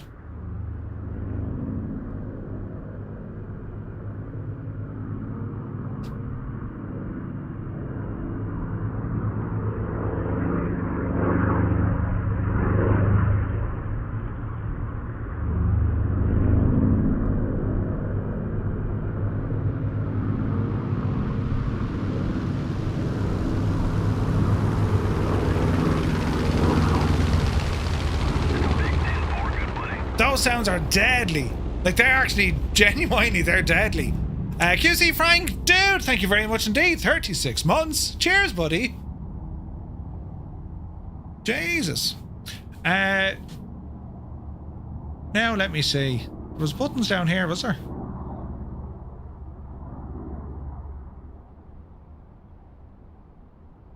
Let's see. No alerts from Cyrus. I don't know what the... Hang on, I wonder can I fix that? Jeez, Cyrus, that's freaking 48 months. Jesus. Wait, can I trigger this again? Hang on, Cyrus. We'll fix this. Let's see. What does that do?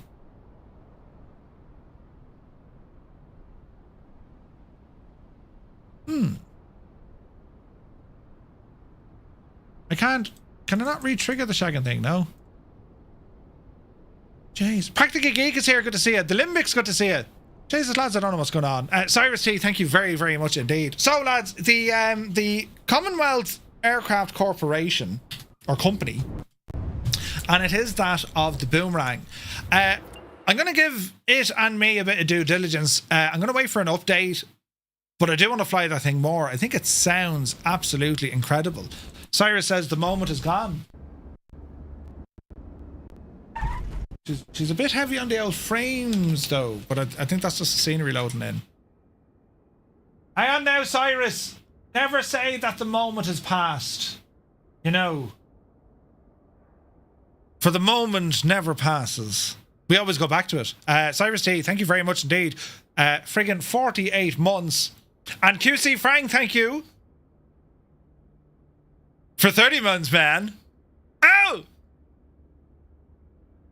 If only you knew what was going on in the background. Also, cheers, Muse.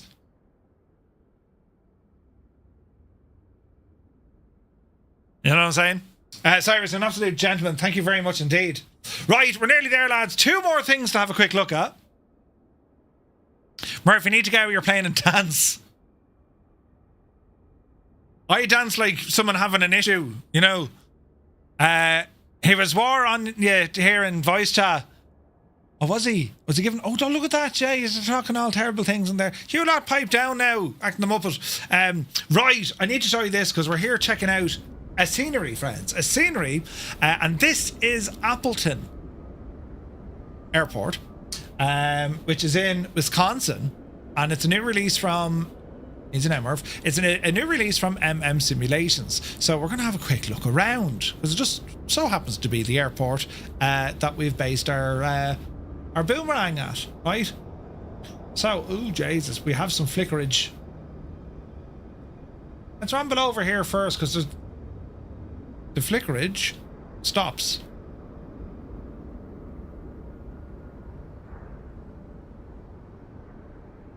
LOD issue, maybe? Don't know. Right, let's have a look. There's photogrammetry, that's why. Yes. I'd say it's difficult for developers, like when they're dealing with photogrammetry, it must be friggin' just hard work, you know? Alright, so there's LOD on some of the terrain stuff for sure. Alright, so we're at the fire station or the fire training area. Appleton International brings Wisconsin's primary regional hub to life with a highly detailed and optimized rendition for Microsoft FlyJSim. It features a fully modeled terminal interior, accurately recreated apron and taxi layout, and carefully crafted ground textures based on real-world references. Just the LOD isn't great. Key airport buildings, including hangars surrounding facilities, have been reproduced with high attention to detail to ensure an immersive experience. Designed with performance in mind, Appleton offers a smooth experience without compromising visual quality. It's available to buy from AnyBuilds, €22.91, or about $27 US. I am getting some flickering though, so we'll have to keep an eye on that. That could be a Murphy thing. Notice the flickering goes, changing TAA. Yeah. It's just a bit of flickering. We'll figure out, like, there's no doubt there's detail there. There's a texture problem though. That's what I reckon is wrong. Because like these fences, you can get through. These fences, you can't get through. Or maybe they're like that in the real world and they block it off. I don't know.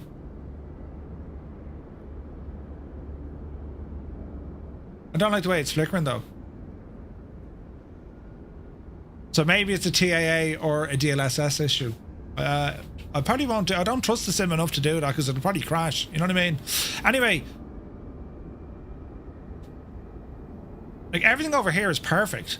So maybe it's just the scenery objects just having a bit of a mosey, you know? Maybe it flickers like that in real life. Maybe it does, Big Al. Maybe it does. Okay, the good news is it's actually a pretty big facility.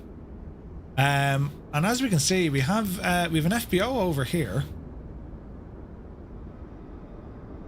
Nice, plenty of details. Appleton Flight Center. It's a nice looking air. It's a big airport, isn't it? So we'll ramble over here to the main terminal, shall we? And let's have a look. It's a pixel density maybe. Roy, good to see you, buddy. I remember seeing the trailer on this. I was actually well impressed. So we will spend a bit of time here just getting around. Gulfstream.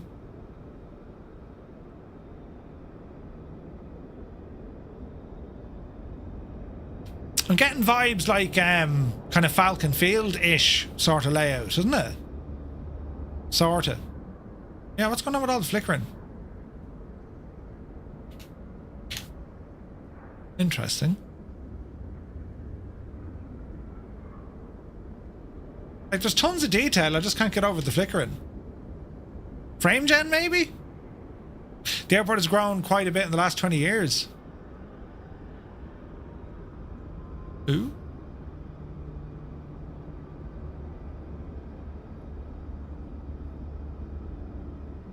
We got ourselves an interior.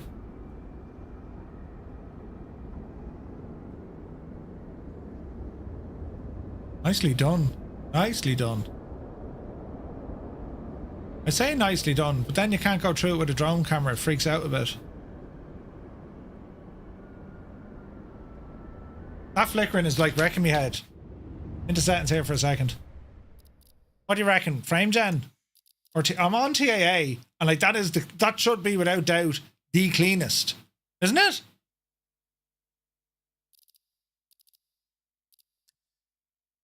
Frame gen. I wonder if I just turn that off. and see what happens. No, it's not frame gen anyway.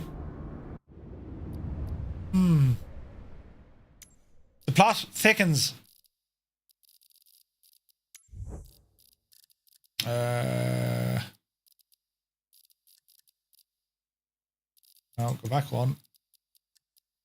And frame gen is DLSS.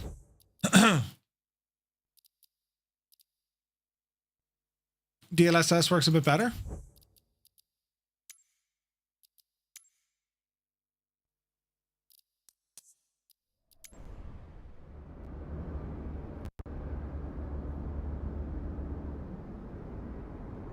Still got flickering.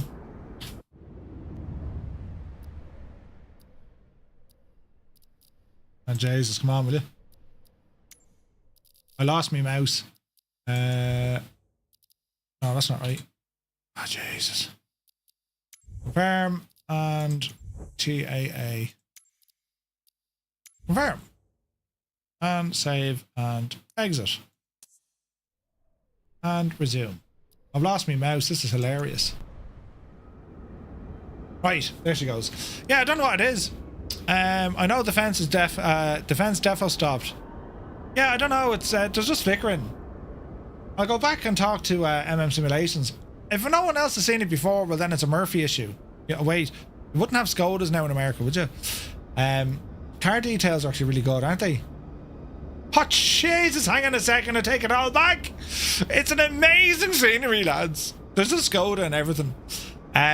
It's just that flickering. There's something not right with some textures, and it's unfortunate because it does take away from all the freaking hard work that's been done. You know what I mean? But it's a nice facility, but it's just all the just a couple of texture flickers.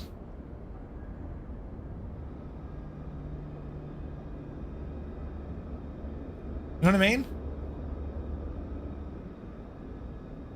Like, why are they freaking out so much? No flickers on the Skoda, you notice that? Like, the modelling is very, very good. This is really nice. And it's cool. Like, any airport you can kind of explore and figure out what it's all about. I like that.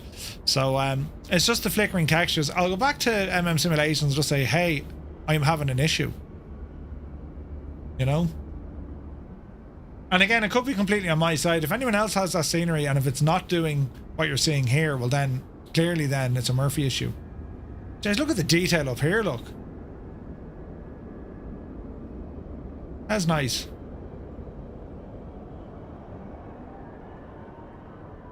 Do they make Gulfstreams up here, or is like just a major service centre for them? It's Gulfstream everywhere, look. It's class, isn't it? Check out the nighttime lighting. You won't see any flickering then. Ooh, fancy Gulfstream lighting, look. Oh yeah, that's pretty. We've got some flags there as well.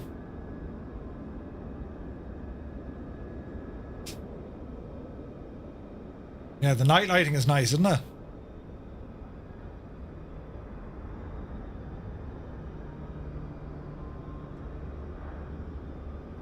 The night lighting is class. They're odd jetways. They're very low or something. Yeah, the night lighting here is superb. The markings on the buildings and all this kind of stuff, like that's done very, very well, isn't it? That's savage, lads. So as I said, the issues are a bit of texture flickering. There's tons of detail though. And look at that, look at the Gulfstream stuff. That's class. There's tons of detail, and so yeah, if they can just figure out what's causing the flickering. Because I'm a huge fan of Simulations. They've made some cracking airports, and like they were, as I always said, they were like they're one dev that you know when you look at their work, you can clearly see them getting better and better. You know. U.S. Customs and Border. Yeah, the lighting is class. It's very nice lighting. Interesting place to fly in and out of. you're kind of like apart from the terminal, but like your business jet kind of, you know, your kind of business jet, GA, and of course you have your airliner stuff then as well. The lighting is class though. I'm very impressed with that. Beautiful spill lighting, and even, you know, even the lighting there is class looking into the terminal. It's very nice. Get rid of the flickering. We're absolutely away in it. Do you know, if they can fix that, or if it's on my side, if I can fix it, because if you didn't have the flickering, there's absolutely like no issue whatsoever with the scenery. It's very nice, and there's tons. Like it's very well detailed. Is there really that many Gulfstream hangars around this place? Because like almost every building says Gulfstream. Got a hangar interior there. Air Wisconsin. Ooh. This is one of the early airports on the VATSIM Thursday US legs. Ooh. Yeah, like there's tons of detail here. And it is a big airport, like it's well spread out, isn't it? Look, I mean that's the gist of it there. But as I say, it's just that kind of weird fence flickering. It might be because there's photogrammetry there. I suspect that's what it is. But I don't know. Impressive though. If they, like, there's details here, like that's what I mean. Like these lads aren't known for putting out not great sceneries. Like their sceneries are always very good, especially some of their the European ones. There's loads of little details around the place. So yeah, I'm a little bit amused as to why we're getting flickering on textures. I'll let them know. That's all we can do. But yeah, apart from that, it's a nice airport. Appleton Airport. Kilo Alpha Tango Whiskey. Appleton. Very nice. Right. Now we're going to Teterboro version 2. This is our second airport we're going to check out tonight. Goodbye, my frames. Where's Teterboro? Up here. And we'll go down where the old jets are. I'd love to show you a jet now, but I can't. Can we... Thank you. Do one of those. Do one of those. And now let's check out this one. The flickering texture means that there are two different or the same texture layering covering each other. Maybe. What version are you on? There was one last week I've seen. Same one. I only installed it today. That's a big 10-4, good buddy. Only grabbed it today. Dan, thank you very much indeed.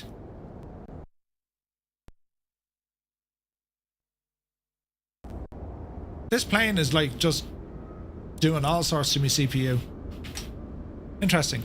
Yeah, I don't know, Roy. I don't know. Dan, 15 months, buddy. Thank you very, very much indeed. Cheers, man.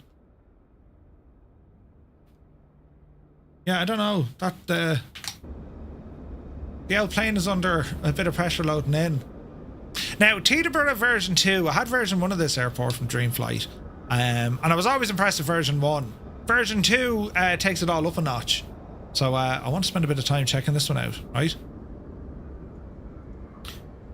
It was the first airport I remember in Microsoft Flight Sim that actually modeled this. See this crack here? This is like, it's a safety feature. The idea being is it's raised up. If an aircraft overshoots or goes long, run off, it's almost like quicksand equivalent. The idea, it holds the aircraft, that all breaks up, and it's all kind of mulchy stuff, you know? It's mad looking. So we'll ramble around. You've got huge perimeter fencing, the main airport, and yeah, we're in like very close proximity there to the Big Apple. Just over there. Now, Teterboro is that of the kind of like the executive airport. A lot of your FBOs are based here, and what these lads have worked on is bringing and breathing life into these FBOs. So you can see already from the number of business jets around here. Here's FlexJet. So we'll go and have a now look. It's like styrofoam concrete. Yeah, that'd be accurate. Now, what's friggin' nuts here is they've modelled the interiors of the FBOs, which is class. Because that's what this airport really does lend itself to. It's very much, you know, kind of business jet neck of the woods. Nicely done. Nicely done. Falcon 50. Interesting. Alright, so that's FlexJet. Speed of our camera. The detailing is nice, isn't it? I might in a car. The detail, like, look at that, look. This is kind of photo grade stuff. That's deadly.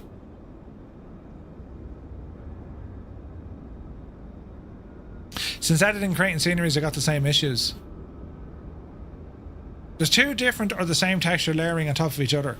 Texel density means that the resolution at which the specific object is too small. Yeah, interesting stuff. Yeah, I'll get back onto them, Roy, just to say, look, I'm getting that issue, you know. Hey, Hawk Driver, good to see you. Yeah, this is KTEB. It's very pretty, isn't it? I'm only looking at FBOs here at the minute. Air share. There's a plane stuck in the trees. Signature aviation. So it's a mix of parallax, and they put people in there as well, and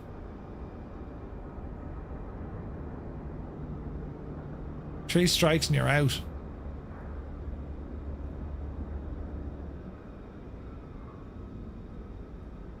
Ah yeah, these are class. These are very good. There's Jemima.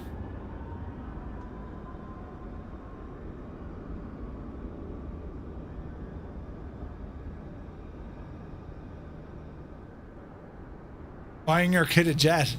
Is it time? Ah, Jesus. That's brilliant. Imagine if people moved. Yeah.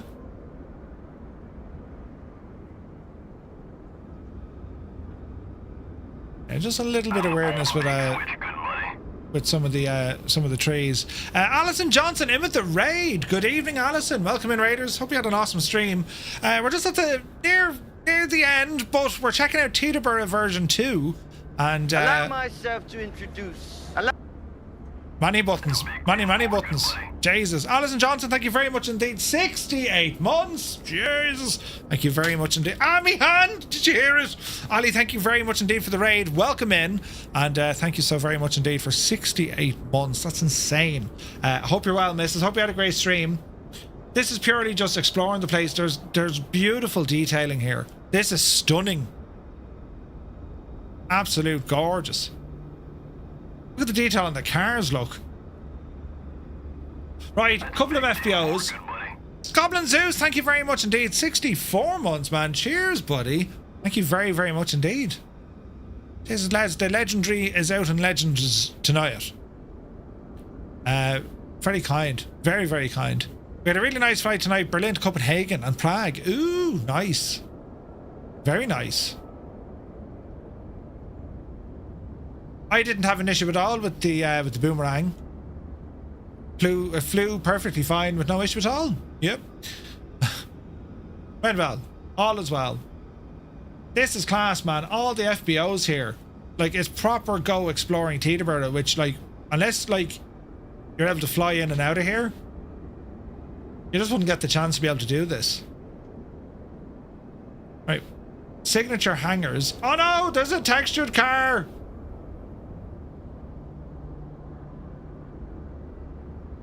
Is that like a meme, I wonder? Yeah, we'll just put this kind of mad textured car there.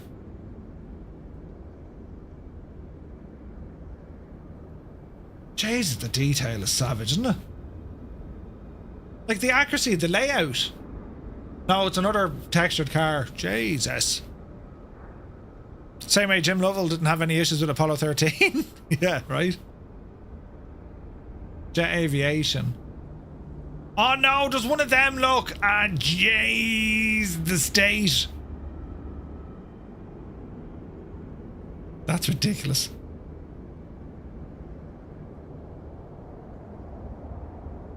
Oh. Gulf Streams all over the shop, look.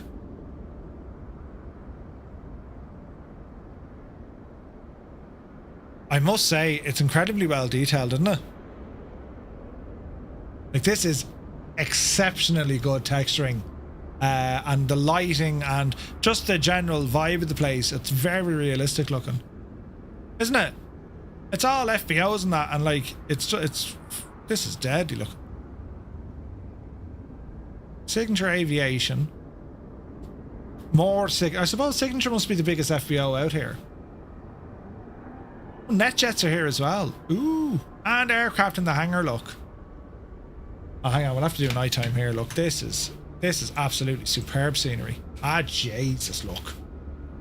Hang on a second. Hang on a second. Ah, Jesus. I mean, would you come on a way out of it, Eileen? Ah, lads. Look, Jesus. Look. That's ridiculous. Look how good this looks.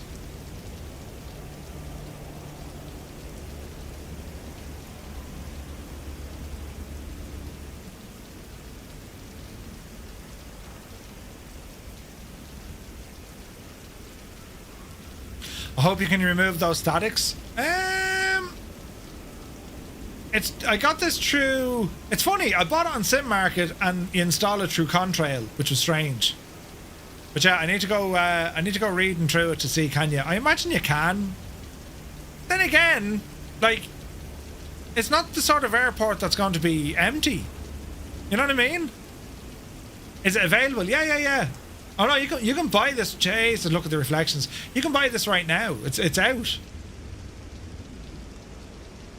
And I think they've done an absolutely insane job here. The lighting alone. This is top drawer stuff. And look at that.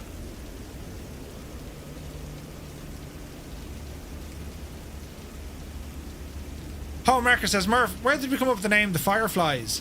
No, it didn't come with The Last of Us at all.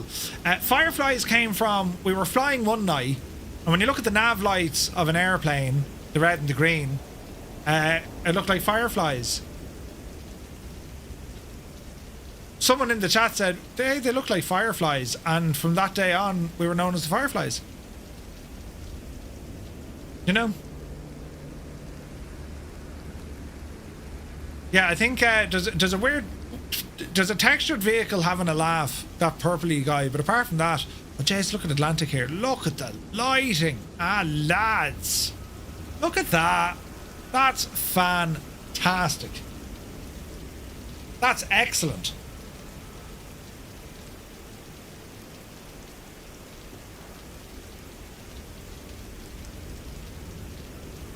The lighting, the reflections, the layout, the modeling. I mean, this thing it's photorealistic. It's hyper realistic. Look at it. Look at the state. We flicker in with the lights. I know.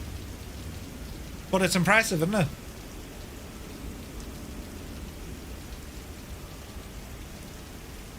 And like, look at the detail inside the FBOs. That's very impressive, lads. Good girl, Jemima. I've lost the keys of your plane. What? Yeah, I mean, I just left them out there somewhere. You're not being funny. I'm just after walking in, and that poor agent's after losing his keys again. Think of the fun you'd have just writing stories. I'm very sad, haven't I? Very sad. Oh, look, there's people out here waiting, look. Teterboro Airport sees busy weekend fly-in. That's deadly, isn't it?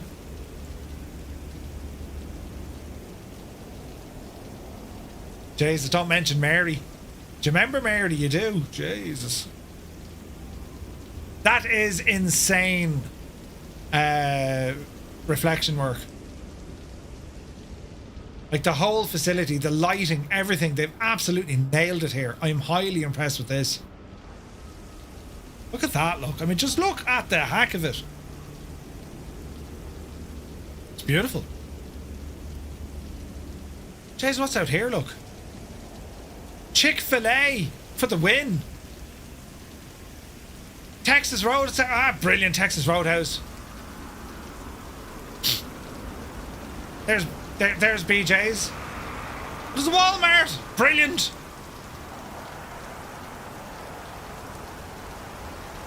Look at the cars even, look. Jesus, the detail, lads. That's frightening, isn't it?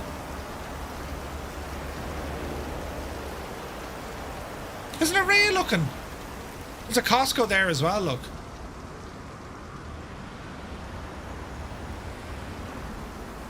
Ah, look at that, look.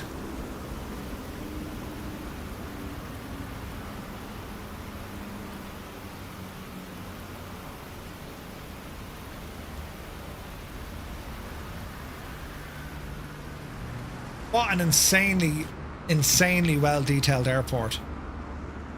Very, very impressed with this. This is brilliant. What do you think, lads? It's very good, isn't it?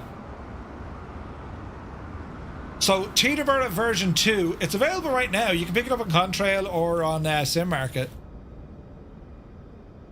Hey, Phenom is here. Good to see you, buddy. Any idea when that Phenom is coming? Soon. Hashtag exclamation point. Soon. This is really good. I'm well impressed with this now. This is just a deadly airport. We've flown into Teterboro before. We'll be flying in again. I want to do a fly-in here. And when you start getting business jets, lads, this is where your business jets be flying. Do you know? Just saying. But yeah, what a great scenery.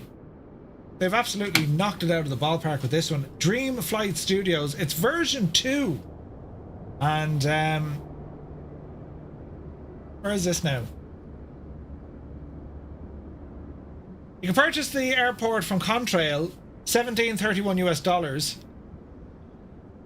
And owners of the original are eligible for a 50% discount from now until May 17th by entering the code KTEB early bird during checkout. I wish I knew that, because I paid full shagging price. Murphy, you're such a muppet. I'd read the text before you buy stuff. I know. But you know what? It's that good. I don't feel bad like giving it full price again. It is that good, lads. It's in an iconic location. This is like absolute numero uno if you're doing any sort of kind of business flying, business jets flying, right? And it's just modeling, texture, reflections, PBR, interiors. I mean, it's excellent. This is excellent. It's where all the executives fly in and out of New York. Yeah, no, this is very, very good. And like the detail here is savage. It really is. But look, like, that's the level of detail. The only issue with these highly detailed airports, until you can walk properly, won't get the value of it. Maybe. I mean, you definitely walk around this. Do you know?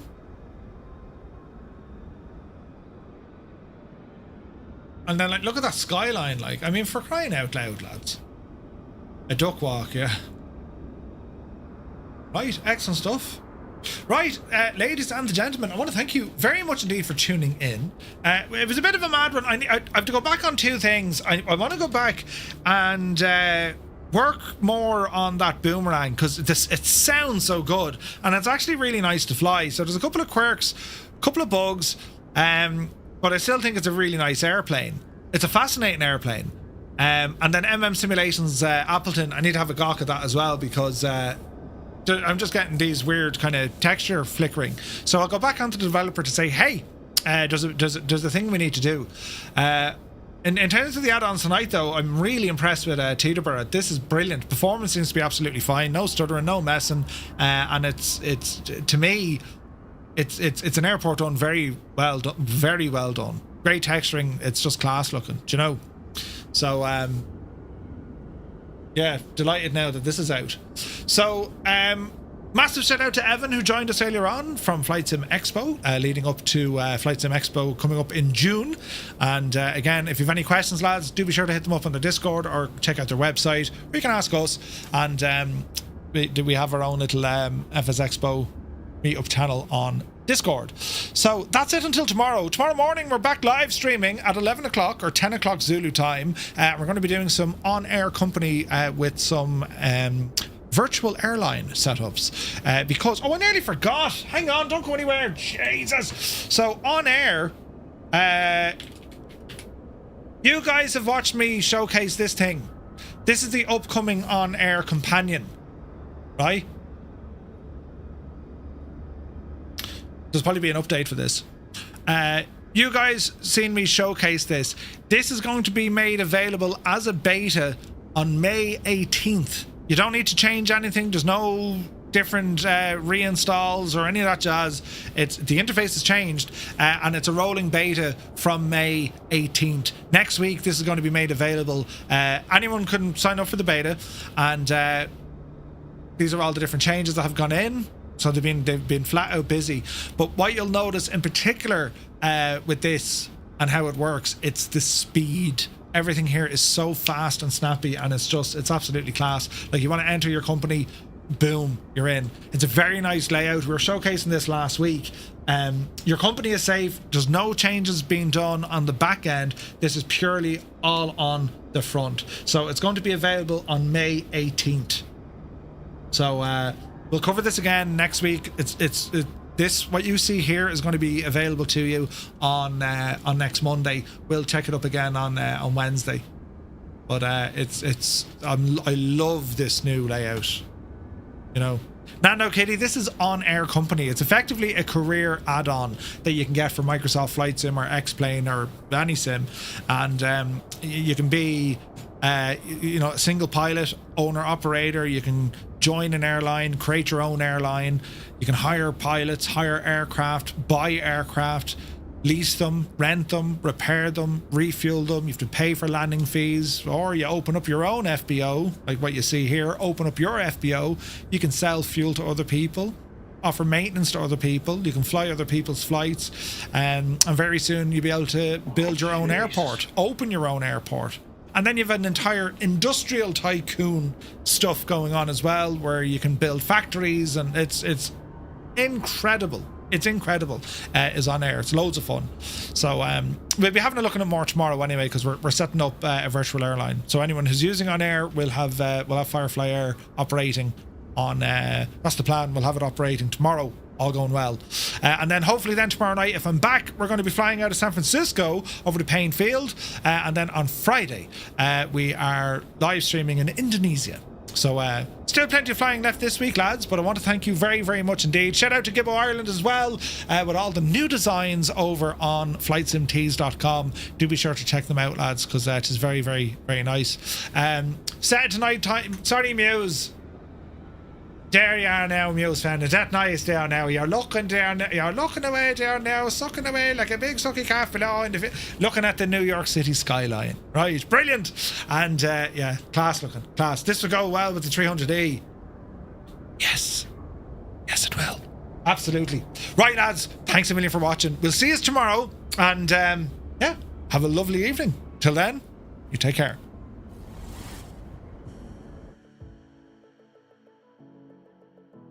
I rarely use this word when it comes to flight sim add-ons. I reserve it only for the special kind. But like, there's no point saying anything other than this is shite. It's shite. Like, don't panic. Just hope for the best, Murphy. Oh, Jesus. Don't end in all fear and terrible. Oh. Banking. Up. Shh. Annalisa, did you put her up to that? Jesus, me head. Oh, who hit someone? I mean, come on. Who hit someone with a frying pan, for God's sake? Oh, very hollow sounding. What? What are you talking about, hollow sounding? Holy crap.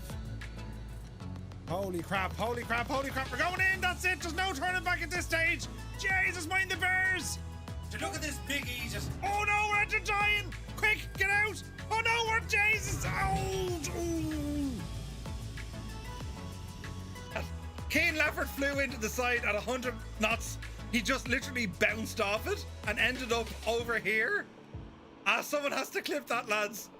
Kane Lafford came straight in. For a warbird, it's one of the finest warbirds ever released in Microsoft Flight Simulator, considering you have the excellent work of Flying Iron. This thing, because of the extra features, because of the optimization,